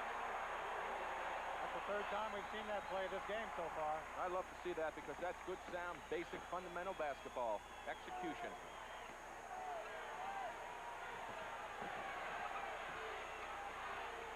Greavy goes into Hayes. Silas is there with that left paw. And Silas off with the rebound after the missed shot. Williams to the pressure. John Johnson going inside in behind the man that time, Paul Silas. And you could see who that was against, Silas, as he maneuvered for position. It was a 3-second violation. Brent Paul thought that John was going to shoot it, and he should have. He's a better shooter. He's got a wide open 15-footer. You have to take that. Paul was trying to get to the offensive board. And got to the glass that time, not expecting the pass. Dandridge. Out of the pack comes John Johnson. That was a beautiful fast break that time. Traveling on the call, but that fast break was won just perfectly. Johnny Johnson got the rebound and took it out of the pack extremely fast. Beat everybody down the court, had a 3-on-1, got it inside, and Gus Williams walked on the play. Might have been better off if he had stopped at the free throw line that time. That way, defensive man would have had to cover more area. Unseld. And the Bullets are much stronger at the offensive board than they were in the first half. 7-point difference. That's keeping them in the ball game right now. Freddie Brown will check in. Jack Sikma will return for Lenny Wilkins. Silas's hook is off. He tried to keep it in play, and he did. Dennis Johnson regains it. Left to John Johnson. And again, it is Silas with that offensive rebound. Greavy trying to run it down, and he does in the corner. Up over John Johnson. Greavy answers it. I'll tell you, that shot's great because it went in, but boy, to take a shot like that when you're trailing in such a crucial game by 9 points with nobody down to help on the boards, big gamble. Paid off that time. That's why Dick Monter's hair is turning a little gray over there. Williams. Greavy with 17 points leads to Henderson. Henderson on the penetration wanted Dandridge all the way.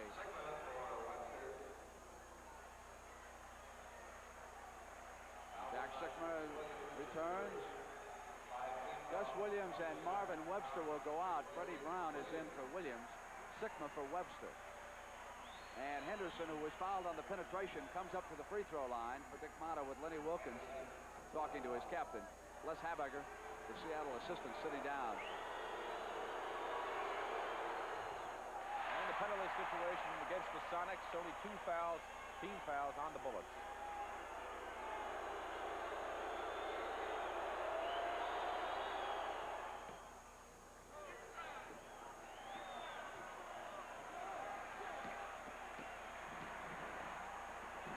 points separate the two.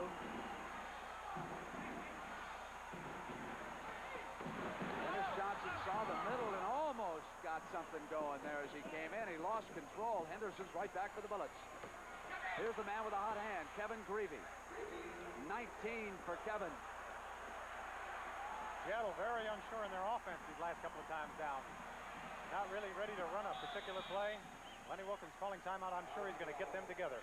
Lenny Wilkins, of course, after Game 4 in the Kingdom, saying that we let them off the hook, hoping and trying not to let them off the hook a second time in the series. What you up to, old-timer? Putting Olympic overcoat over old paint.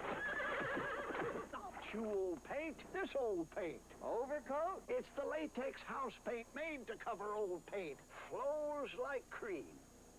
Wears like iron. That tough acrylic finish lasts for years. Olympic overcoat. You can't buy a better house paint. Flows like cream. Wears like iron. Real pretty. The Kawasaki KZ400. Morning, Mr. Thomas. So easy and fun to ride. Morning, Mr. Thomas.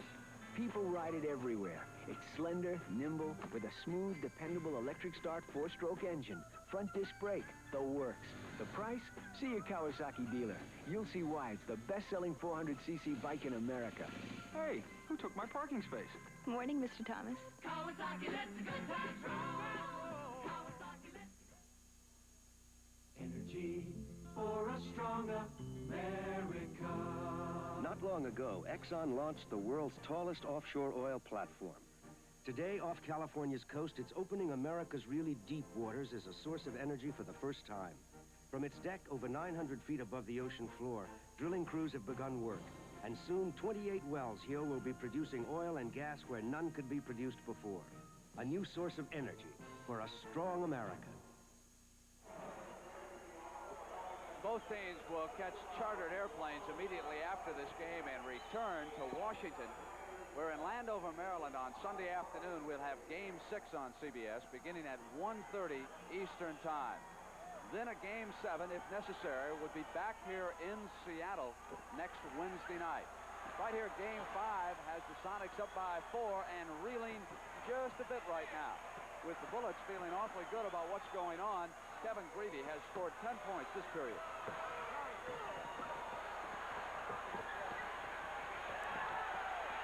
Shot clock running down. Sometimes it's better to be lucky than good. That was a combination of both, I think. Freddie's a good shooter, and he got a little lucky that somebody yelled to shoot it. Freddie Brown is 7 of 9. You better yell shoot it to him a little bit more. There goes Dennis again, Brent. Has to go into his act because Greavy has turned the hottest he's been in this series. Here's the play right here. You don't get to see the block, but Dennis with good anticipation did get a hand on it. Came up short with it back to Washington. Working inside play and missed the layup.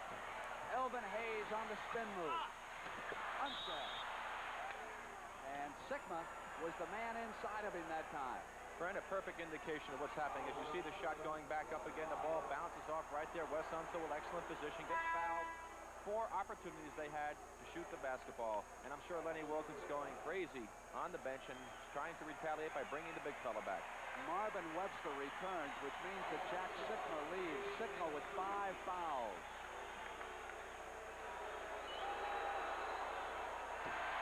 Unseld short. You can watch Wes as he steps to the free throw line.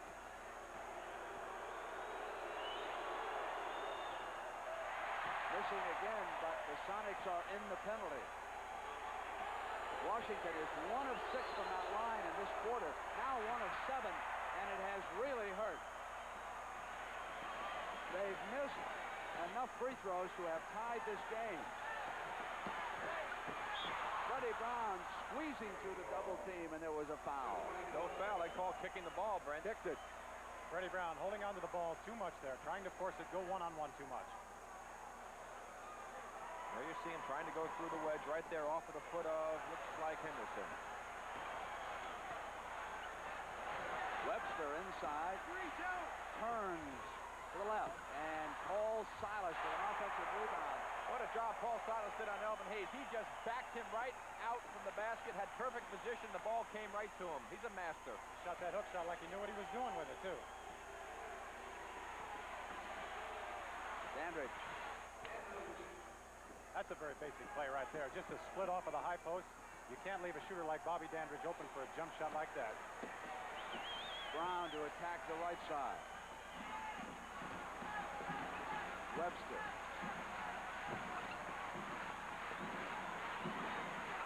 Silas waits for someone who's a better outside shooter, and Freddie Brown goes into a full spin, comes around and hits it. What a great one for the horse contest. Reeve, no, he traveled. Let's watch Freddie Brown's shot right here. There is Freddie. He gets caught up in the air. The man up in the air jumps by him. A full 360, off balance, hanging off the board. What can I say? I mean, you saw it. It's an 8-point difference inside of 2 minutes in the third period.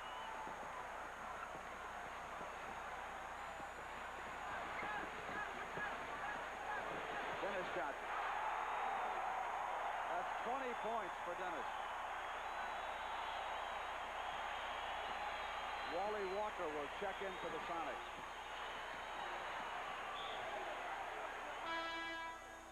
There was a whistle as Henderson cut to get free on the other side. Walker checks in. John Johnson picking up the foul. Being a little over-aggressive. He's going out of the ball game right now. The penalty situation, Henderson will go to the free throw line. Important now, I believe, Keith, for the Washington to try to keep this underneath 10 going into that fourth quarter. Absolutely. Rick, you mentioned over 4 minutes ago about the foul situation. Seattle was in the penalty. Washington only had 2, and it's exactly the same position right now. Washington playing great defense. Lenny Wilkins is being very cautious with his bench here tonight, making sure that players are getting rested for that stretch run. John Johnson's been bothered by that stiff neck. Of course, Sikma is in foul trouble. He's keeping an eye on Silas. Webster's picked clean by Dandridge. Lead to Henderson out of the pack. That's a tremendous burst of speed Henderson put on there. Freddie Brown was right with him, and he just turned it on and ran by him. Washington's doing what they have to do. They've cut it to 6. Silas dribbles out. Here's Brown. Silas wants the pick. Brown comes to the right side. 9 of 11 to the game. Freddie Brown. Well, if you've got a guy like Freddie Brown shooting the ball like that, Rick, I think I'd run that same play all night long. I'd just set Paul Silas up high for the pick. Freddie Brown work his man off of him. Go for that outside jumper. Dick Motta for a little strategy session call for a timeout. You're exactly right, Keith. Freddie for the first time in 7 ball games, as you pointed out, Prince, been shooting 39%. He's got the hot hand going for him now. When he's shooting like that, I think he should put it up 25 times. I think with Paul Silas setting the pick, you know, he's definitely going to rub the man off of him. Freddie's going to get just a little bit of daylight. That's all he needs. Plus, what will happen in that situation, Brent, is that normally the going forward would have to step out and pick Freddie up. Now Paul rose to the basket. Freddie shoots the ball. You got Silas with a guard on him going to the offensive board. It's a pretty ideal situation.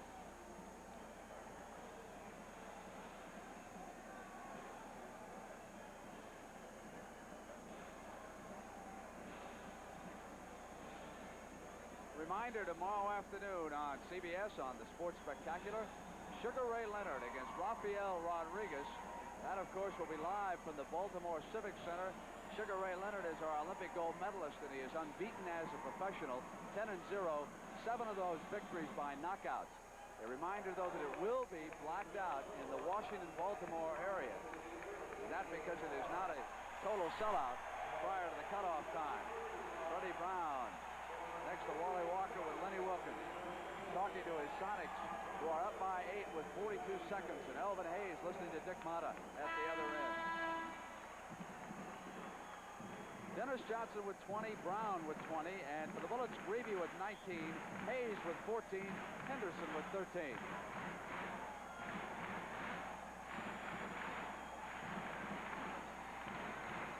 Now's the time when both teams are going to have to reach down into that reserve tank, come up with that little bit of extra effort, especially on the defensive end. We've stressed that throughout the playoffs. Defense is what wins championships for you.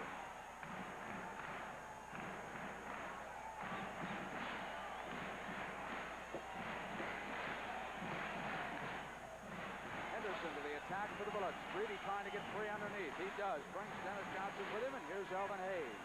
Dennis backing up to challenge Hayes from the front. Paul was overplaying Elvin on that play, but it looked to me like Elvin dug his shoulder into Paul's chest and rooted him out of there. Right here, Paul backed up a little bit. Now watch Elvin lean into him, push him into the lane. Washington is 12 of 20 from the free throw line, and Seattle is perfect on all 12, and free throws have become a huge difference in this game. Elvin got worked over pretty good by Paul before he received that ball.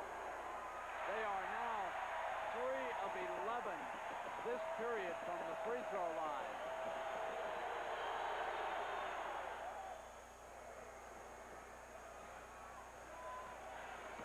Free throws would have him right there. That's a sore spot with a lot of coaches.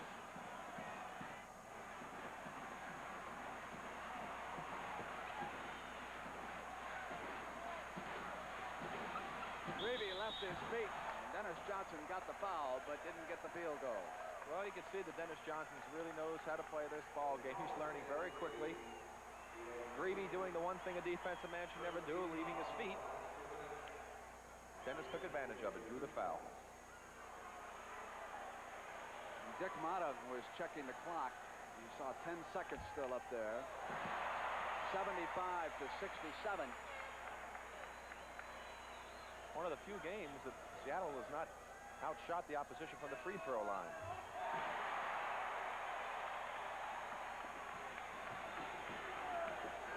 Bullets bring it back. Henderson on the pull-up against Freddie Brown. Silas.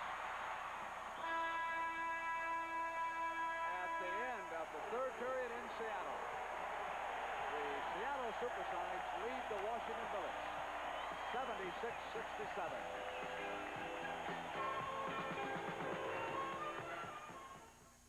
A poem about deodorants. Roll, roll, roll on, all sticky and wet. Or spray your underarms. What a fog you'll get. So give me the stick. Old Spice deodorant stick. It goes right to the spot. All wet or foggy, it's not. It guards against odor the whole day long. With Old Spice freshness, you cannot go wrong. So goodbye roll-on, so long spray. Old Spice stick, it's the only way. Deodorant or antiperspirant. You look as though you could use some excitement, America. Something new, something fresh. Something as fresh, as new, as exciting as the new Chevrolet Monte Carlo.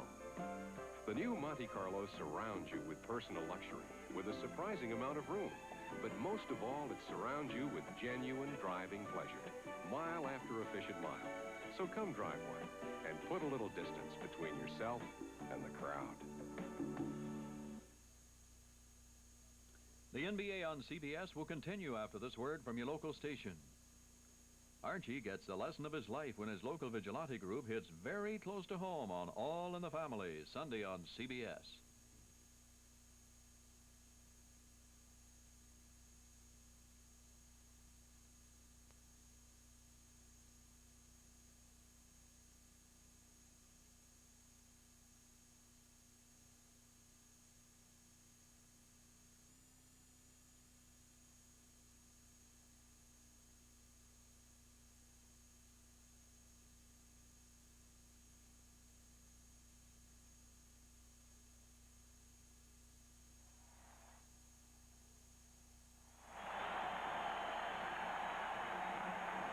It was Friday night a year ago when the Portland Trail Blazers and Bill Walton broke through in the Philadelphia Spectrum and then returned home to win the NBA championship in 6 games.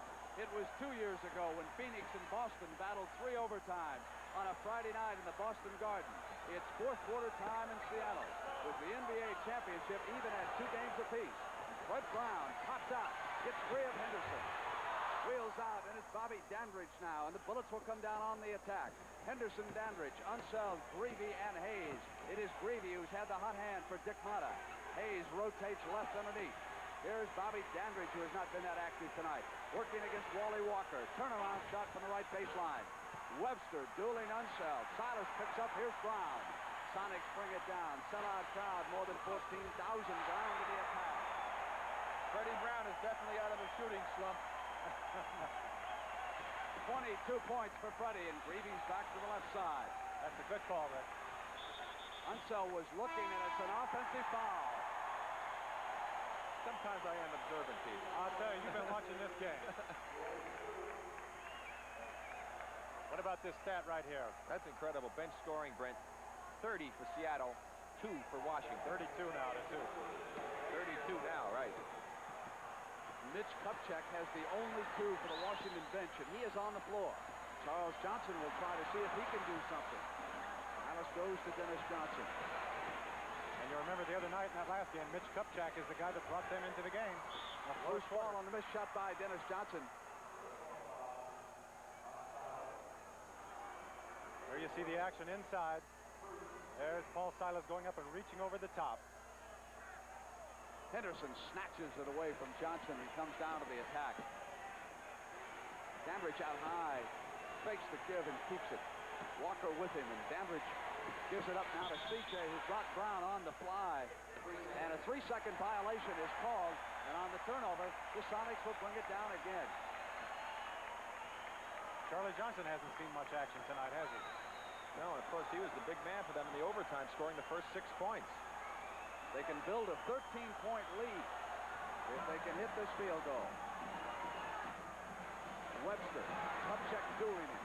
Marvin wants the shot. Hayes and Walker coming up for the rebound that time. And the loose ball foul is called against Wally. Two From quick the side, the Bullets will put it in play. 2 quick team fouls now against the Sonics. Bullets, again, they have 0, and the team foul situation also important in that 4th quarter. Henderson signals what the Bullets want. Hayes battling the basketball, has control, and here's Kupchak. Henderson. Dennis Johnson got a hand on it as he came up, so the Bullets will keep it. Paul Silas, you saw, asking for the over-the-back call down the other end. Dandridge goes deep to Charles Johnson. Dandridge faking against Wally Walker and then coming up, but he traveled. Bullets have turned it over with 9:53 to go here in Seattle.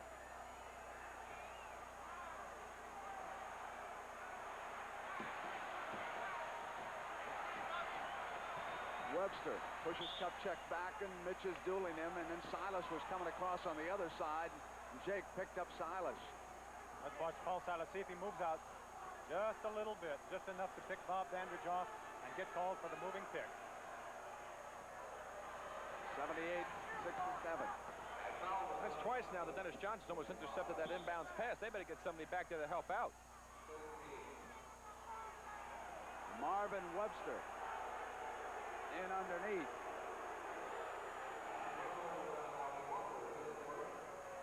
That's 4 team fouls against the Sonics and none yet against the Bullets. Charles Johnson.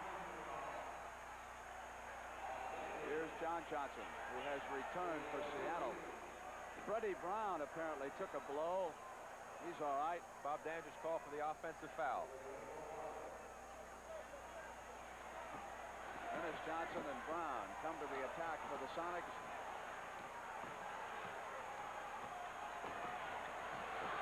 Brown. Henderson is off. 3 on 2 and now 4 on 2.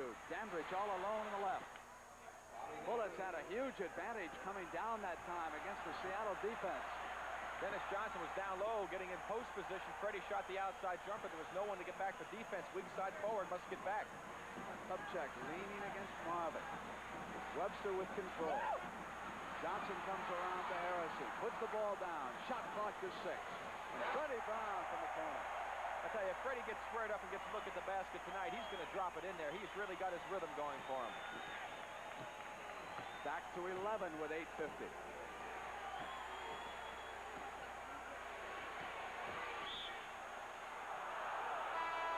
Well, let's keep it, and Sigma returns. Freddie Brown is 11 of 15. Sonny Wilkins electing to bring Sigma in and give Paul Silas a chance for a little bit of a rest. Have Paul ready to go in those last crucial 5 minutes. Webster asked for a 20-second timeout, probably his contact lens, Brent. There's Frank Furtado, the trainer. Certainly what it appears to be. Sonny Wilkins in behind him.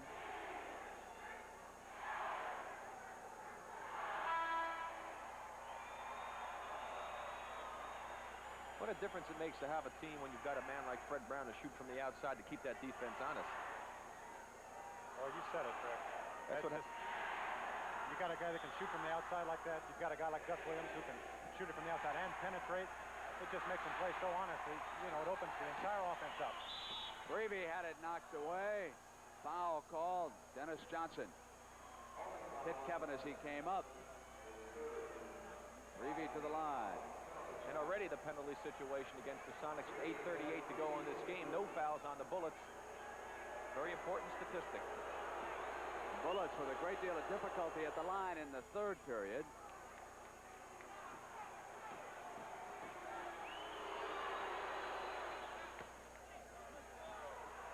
Eight minutes and 37 seconds to go.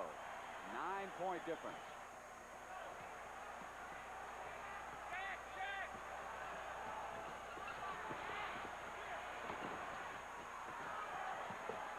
Charles Johnson trying to shadow Fred Brown now, and Sikma takes it from the outside, and Dandridge rebounds, lead Hayes. Sikma's there with the 5 fouls. Hayes to challenge with the offhand. Johnson other side.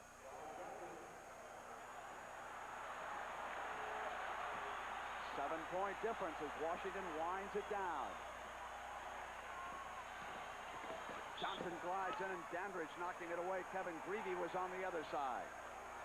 Again, there's the penetration. Dennis Johnson taking the ball to the basket. Here you see look at the defense just open up and let him come right through. Guys reaching in and trying to foul instead of moving with their feet and getting good body position. If Kevin Greavy fouled him, he did not get a whole lot of skin that time, did he? Johnson's free throw is short.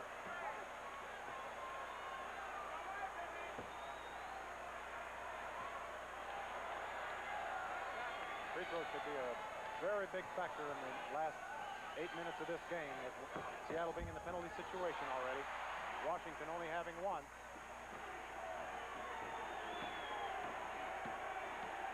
Wes Unseld getting a lengthy rest. Kupchak, Dandridge, and Hayes are up front, and it's Kupchak out on Marvin Webster, who intimidated that shot somewhat. Johnson cleaning up. The Sonics have Dennis Johnson, Fred Brown, John Johnson, Webster, and Sikma. 7 minutes and 35 seconds to go. Sikma turns on Elvin. He had Elvin in the air. He could have drawn the foul if he had jumped into him just a little bit. Fisher might have given it to him. Fred Brown took the baseline away, and Dandridge is side. That's twice he's been right there in that spot without someone on him. Once off a fast break, and here on a set play. What happens when your defense falls back in the middle and helps out? Oftentimes leaves a man wide open. You just hope that the offensive man won't pick him out. John Johnson comes out. Dandridge is there with him.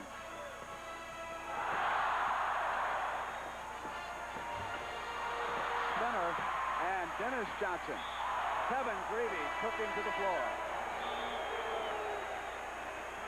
There's the offensive rebound by Dennis Johnson, giving a beautiful fake, getting Kevin Greavy up in the air. Look at Greavy holding his hand back there. He didn't have a chance of blocking that ball. Just grabbed Dennis Johnson on the arm, pulled him out of the play. Yeah, Buck. I just went to another bar and asked for light beer for Miller. Yeah? They said, sorry, Buck, we don't have it. They didn't have it? No. I don't want some beer that's going to fill me up. No. I want light. Tastes great. Right. Has a third less calories than a regular beer. Yeah. And, man, it's less filling. You think I'm going to the other bar again? No way. From now on, the buck stops here. Light beer from Miller. Everything you always wanted in a beer, and less.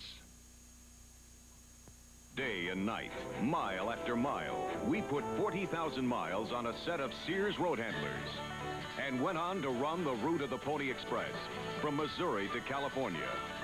Road Handler, Sears' best steel-belted radio.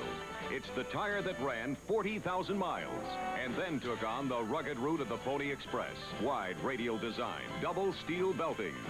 The Road Handler, from the home of the radials, Sears. Here's a few tips on how to get out of an airport fast. 1, join the #1 club and reserve a car with Hertz. 2, Have your license and credit card ready, because Hertz will be ready for you. 3, need directions? Ask Hertz. They know the shortest route. Nobody can get you out of an airport faster. Nobody can get you out of an airport faster. Go, Jules, go! Rent a Ford from Hertz. The superstar in rent-a-car. Right. On Sunday at 1 p.m. Eastern, CBS Sports presents the finals of 3-on-3, with Pat Boone leading Jerry Lucas and David Thompson against Richard Hatch's team of Paul Westphal and Gus Johnson. That's the finals of 3-on-3, Sunday at 1 p.m. Eastern. They're live in Seattle, aren't they? University of Washington band here and their cheerleaders. Dennis Johnson at the free throw line for the Sonics. They lead at 83-75. Sikma and Silas, 5 fouls apiece. And Johnson encountering some problems after Seattle built a big advantage at the line.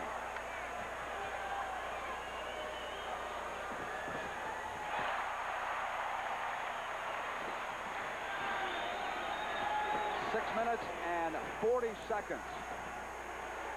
Washington with 10 misses at the free throw line. CJ inside on the penetration.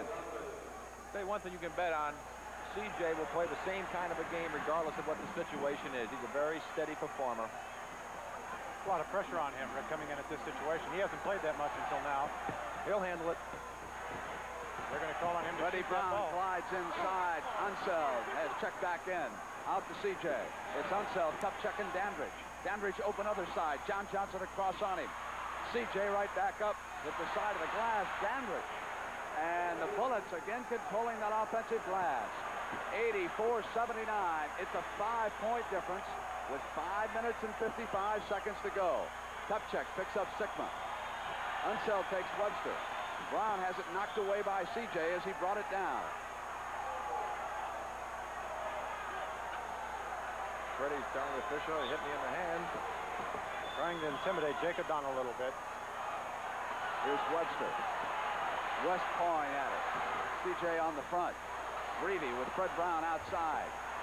Yanked down by Unseld. Here's Greavy on the wing. Kupchak's cross court. Back to Kevin. Short and Webster yanks the rebound. Not a good shot in that situation, Brent. Again, they don't have everybody down the floor. They're not set up. Washington's back under the basket. I mean, Seattle is. Work the ball around. Get a better opportunity. Gus Williams will return for Lenny Wilkins. Fred Brown. John Johnson drives the baseline to the right side. Knocked out of bounds by Washington. Dandridge had a hand on it.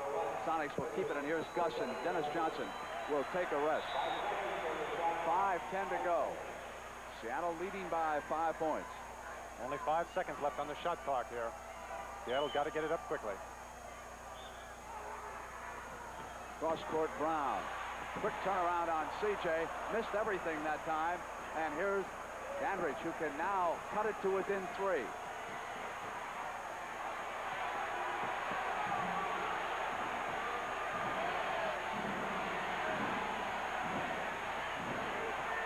Dandridge will take it deep left corner. It's a 3-point game. That's the closest they have been since 31-28. Big E still sitting on the bench. Well, this is the time of game when you can see what kind of pressure guys play under. Got to be under control at this time of the game. Up check on Sikma. Jack turns around with the shot, which is short, and Dandridge off with the rebound. The Bullets can make it a 1-point game. Johnson cuts back to the middle. Quick pull-up. Off, but Unseld is there, glides for the rebound. It's a 1-point Seattle lead in 4:19. West with 14 rebounds here tonight. And the Washington Bullets have decided that they will look the Seattle Supersonics squarely in the eye. And now we'll find out if the Supersonics are going to blink. See what's new today. Hello, I'm the new 1978 4-door Chevy Chevette hatchback. Come on inside. I've got lots of room. For you and for cargo, I give you all these standard features. From an AM radio to reclining bucket seats. Some small cars charge you extra for them. I don't. I'm the new 78 4-door Chevy Chevette, and I'm a lot of car for the money. I think we're going to like each other. Who you'd ever believe it. What? What a star you were. Those touchdown passes and those game-saving catches and those baskets at the buzzer. My games don't need me anymore. Well, we've got some games that do. Make the best of your recreation time with AMF. We make Roadmaster bicycles and mopeds, Sunfish sailboats, Head, tennis rackets, skis, and sportswear. We make weekends. And weekends were made for comebacks. I have a confession to make. Last year, the abbot asked me to do an impossible job. Copy 500 sets of this manuscript. I did it, but I used the Xerox 9200. Now, to save paper, he wants it copied on both sides, and he wants it fast. This is going to take another miracle. Where do you want it, Brother Dominic? Right here! The Xerox 9400 duplicator with automatic two-sided copying. Will miracles never cease? At one point, Seattle led 80 to 69 before the Bullets began this surge. Up front right now for the Sonics, John Johnson, Sigma, and Webster have scored only 18 points. Dandridge has equaled that total output of those three starters. Gus Williams drew the foul as he came up with the shot. Rick, what do you think has happened here to the Supersonics? Basically the same thing that happened the other night when they lost that big 15-point lead. They had success with their offense, mainly because they were playing good, tough defense. What happened is they started going outside as Paul Silas comes back into the ball game. They start going outside again. They weren't getting the inside penetration. They were missing the shots. They weren't getting the offensive boards. Washington was able to get the good transition. Again, Seattle not getting back. As John Johnson goes out, that foul gave Kevin Greavy 5 for the game. 4 minutes and 7 seconds. 3 players with 5. Sigma, Silas, and Greavy. Silas is up for Lenny. John Johnson is out. He's into the ball game now, Brent. He was checking with Freddie Brown over here at midcourt. Silas is indeed out there. So Sigma, Webster, and Silas up front. Both the forwards with 5 fouls apiece. Still team fouls, only 3 on the Bullets. And on top of all of that, Washington has completely dominated the offensive boards at their end. 2-3 shots just about every time down. Sonics are ahead by 3. 4 minutes to go.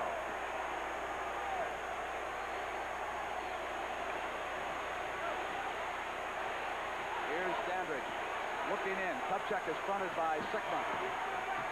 Unseld rolls inside, and Charles Johnson comes around. Shot clock down to 2. From the right corner, Charles Johnson hits a mighty important hoop for the Bullets. It's 86-85. Sonics come down. Told you he won't choke. Nice guy to have on your bench, huh? Come in and shoot the ball with confidence. Here's Marvin Webster. Unseld and here bumping. Webster goes to Freddie Brown. Brown with a hot hand tonight. Brown makes it 3 again. Freddie Brown has scored 26 points. Greavy to the attack. Williams stuck right with him that time. Came up over the screen out high. They were going for Unseld. Gus Williams was out on Greavy that time. And Gus obsessed with the personal. This is where the foul situation comes into play as we see Gus working really hard, trying to play the tough defense. Right there, reaches in, slaps him on the arms. You are not afforded the luxury of playing an overly aggressive defense in the late stages of a game when you're in the penalty situation. If you got a couple of foul-a-use, that foul wouldn't hurt you. You can be tough, go for the steal, make it hard on the other team. That's where they get the name charity toss. At this situation, boy, they're really a charity. Greavy yanked back in on Sigma for his 6th personal foul. Kevin Greavy, 22 points for Kevin Greavy. 9 of 20.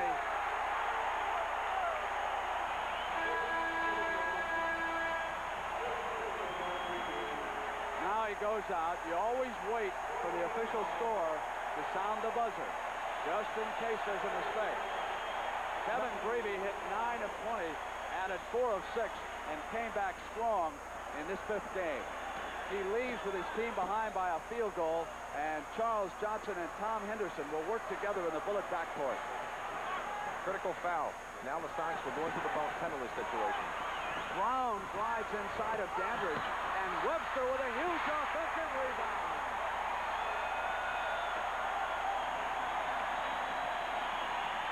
2:48. Marvin Webster with his strongest move and perhaps his most important. Elvin Hayes will be back. 12 rebounds for Webster. jumped out on Dandridge.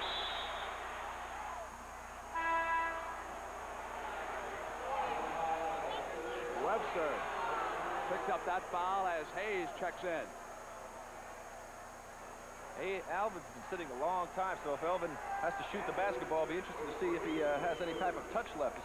He's going to have to work hard, jump around, run hard up and down the floor a couple of times, try and get loose. He doesn't have a whole lot of time to get loose in. There's only 2:35 to go. Exactly right. And another big free throw miss. 19 points for Bobby Dandridge. Here's where the penalty haunts you, give him that extra opportunity. Sigma. A three-point Seattle lead. 2 minutes and 33 seconds to go in regulation time. And now the free throws are killing this Washington Bullet team. They would be ahead if they were making them.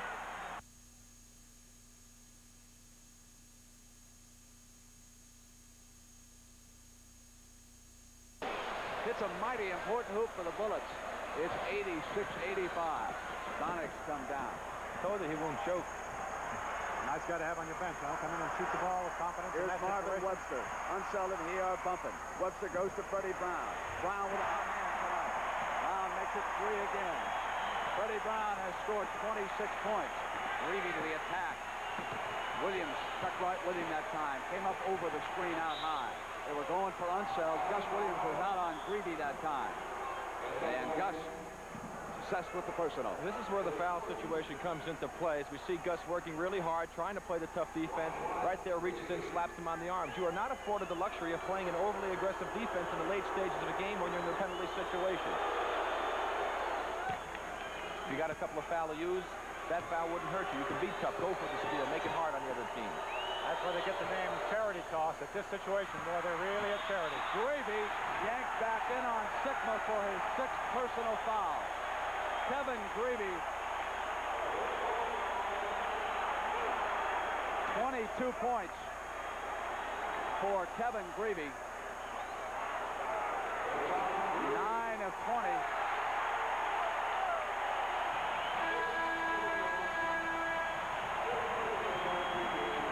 Now he goes out. You always wait for the official score to sound the buzzer, just in case there's a mistake. Kevin Greavy hit 9 of 20, added 4 of 6, and came back strong in this 5th game. He leaves with his team behind by a field goal, and Charles Johnson and Tom Henderson will work together in the Bullet backcourt.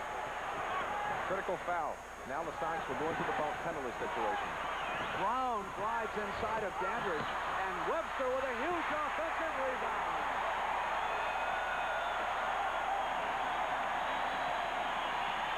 2:48. Marvin Webster with his strongest move and perhaps his most important. Elvin Hayes will be back. 12 rebounds for Webster. He jumped out on Dandridge.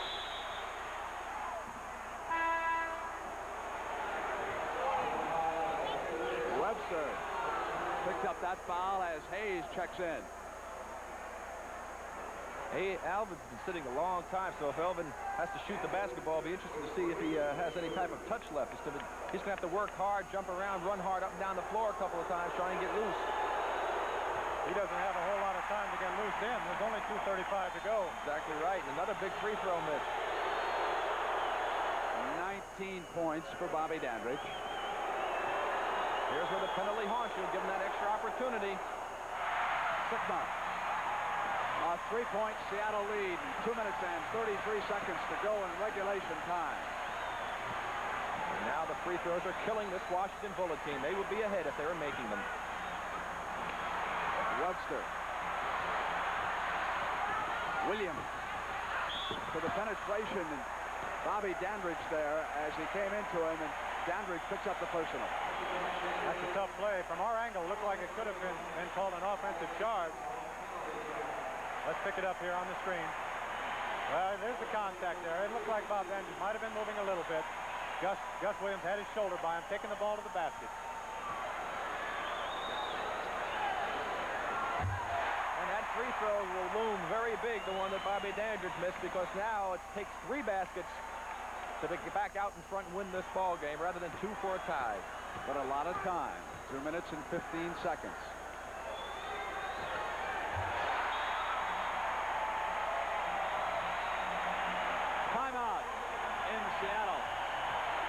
Supersonics leading by 5 points. And you can see the time remaining in the upper right-hand corner.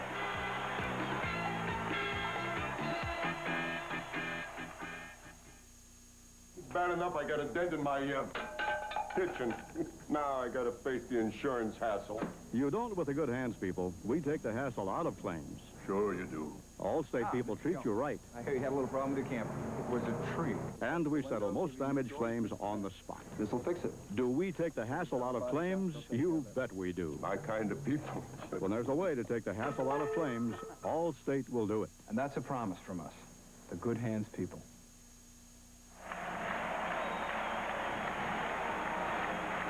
So, just as Lenny Wilkins helps produce and directs the Seattle Supersonics, we have these gentlemen who put this game together for CBS. Robert Stenner, our producer. Our director tonight is Tony Verna. And associate producer is Bob Dunphy. And thanks to all of our crew, Brooks Graham leads the West Coast entourage into Seattle one more time. Our technical director, Dixon Williams. Audio, Roger Cabot. Well, I've got time. Let me also remind you, Game 6, 1:30 p.m. Eastern Time on CBS. It's in Landover, Maryland. And also, let us congratulate Carl Lindemann, who came to CBS Sports this week. He was hired as our vice president. He will be helping direct our programming. He formerly worked for NBC Sports. And Carl, it's nice to have you with us. Brent, I have to thank Marty Aronoff, our statistician. He's done a whale of a job for us out here.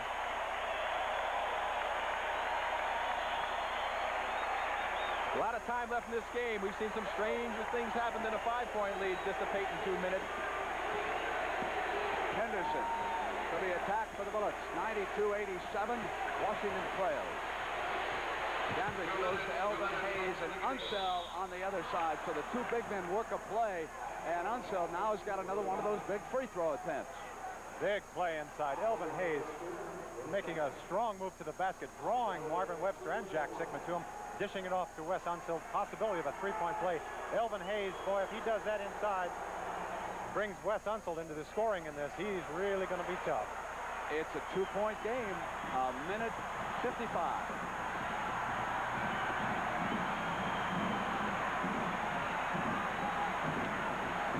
Sigma trying to get free of Hayes. Puts her on the floor. Unseld on the switch. Came right into Jack. Picked up the foul. Didn't agree with it. Came over on the play right here. There you see him. He left his feet. He was moving. If Wes had kept his position and not jumped, very possibly could have been a charge that time by Sigma, but he was moving, and he did leave his feet, as you saw. 4 fouls on Unseld. Here's the rookie from Illinois Wesleyan.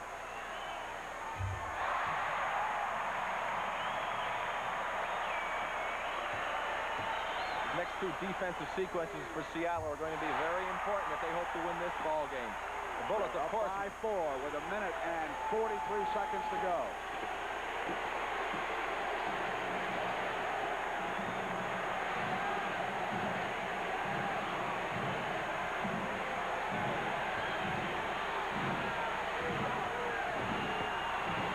Shot clocked inside of 5, 4, 3. Henderson short. Sigma's off. Webster with control. They used a lot of time. They used a lot of time, Brent. They got a bad shot. Sonics definitely in control right at this stage. They score here, the heat's really on. They want to take all the time they can right now and end up with a good shot. Shot clock down towards 6, 5, 4, 3, 2. Unseld is off. 53 seconds and a 4-point difference. CJ gets inside, and Sigma is there. Hayes comes over. It was the rookie on defense. Came up on CJ, yanks the rebound down. 40 seconds. Now they'll wind the clock down in Seattle, trying to seize a 3-2 edge. Jack Sickman's doing a whale of a job on those boards. Williams. Bobby Dandridge fouled him as he moved inside. 31 seconds and a 4-point game. I was quite surprised that Gus went to the basket. Evidently, he didn't know how much time was left on the 24-second clock. There was still 7 seconds when he got fouled. In that situation, you certainly want to use that clock to your advantage. Take as much time as you possibly can. And he wasn't taking a really good shot. Jack Sikma with 8 points and 8 rebounds, but his strongest showing has been right here in the 4th period.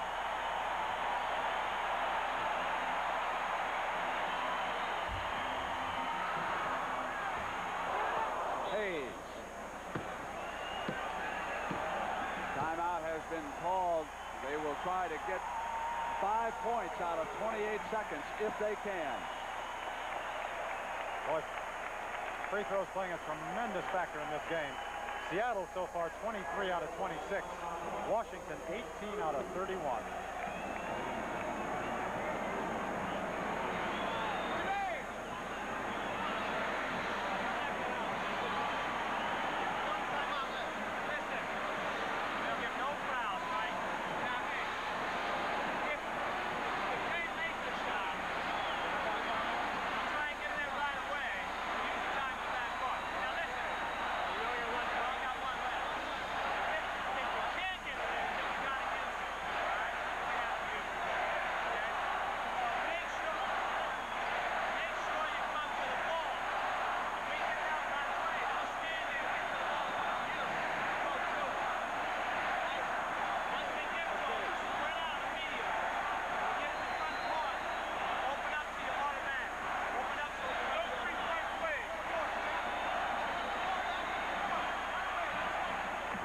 Dick Motta talking to the Bullets.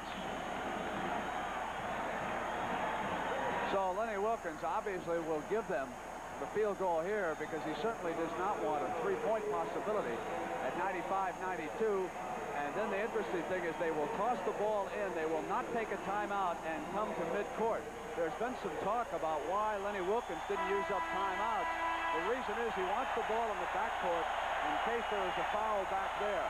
They'll try to get the ball to a good ball handler as quickly as possible. But Brent, what he must do, they must play some defense. They can't just let him walk in there and take the shot. You have to make him use some time on the clock.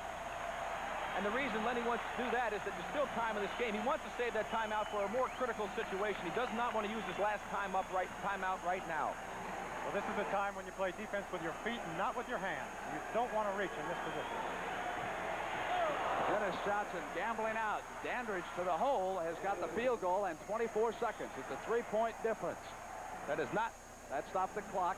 Jake O'Donnell goes out after the basketball.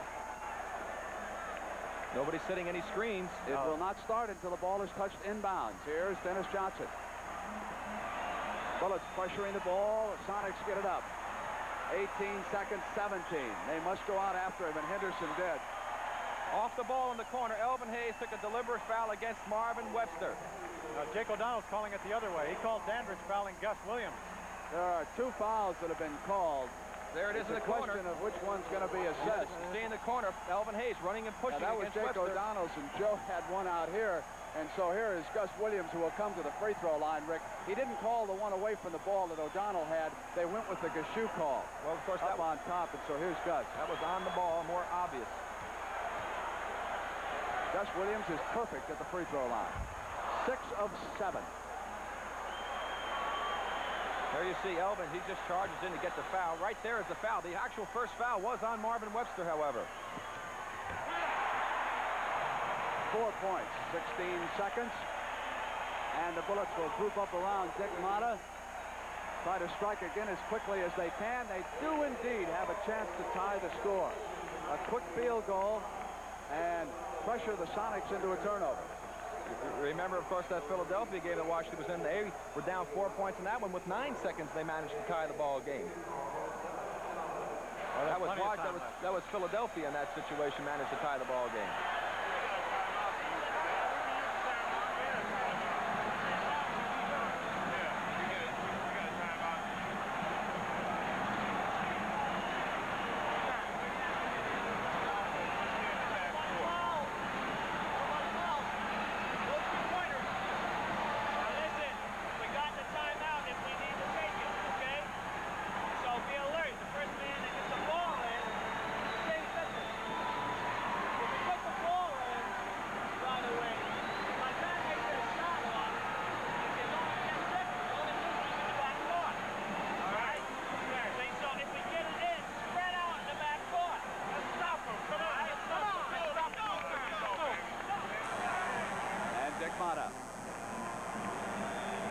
to the bullets now, knowing what they have to do. As we remind you that tomorrow on the CBS Sports Spectacular, Sugar Ray Leonard against Rafael Rodriguez, a scheduled 10-rounder, 5 p.m.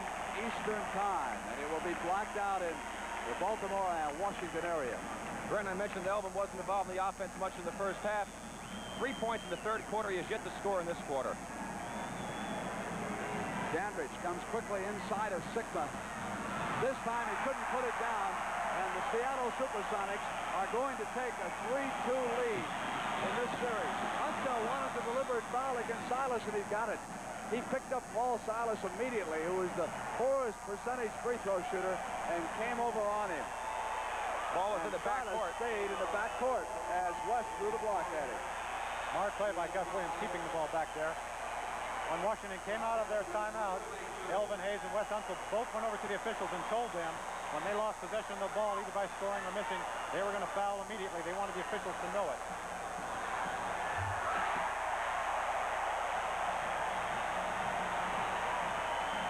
There's the happy Sam Schulman next to us here. The fat lady's getting to her feet, isn't she? Got one more afternoon to hold them off. And then if Washington wins, they'll be back here next Wednesday for Game 7.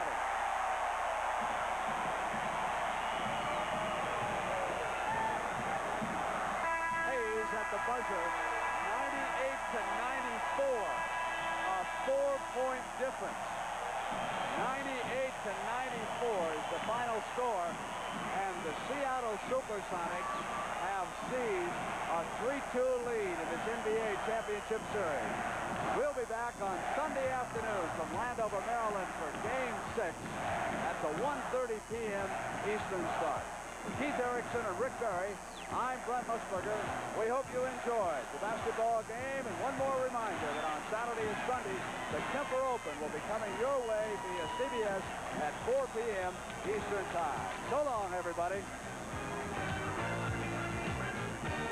The NBA on CBS is sponsored by all the new 1978 Chevrolets, now at your Chevy dealers everywhere. The U.S. Army, today's Army, the education of your life. And by Lowenbrau, light special and dark special, when it's time for the taste of a truly great beer. The NBA on CBS is a presentation of CBS Sports.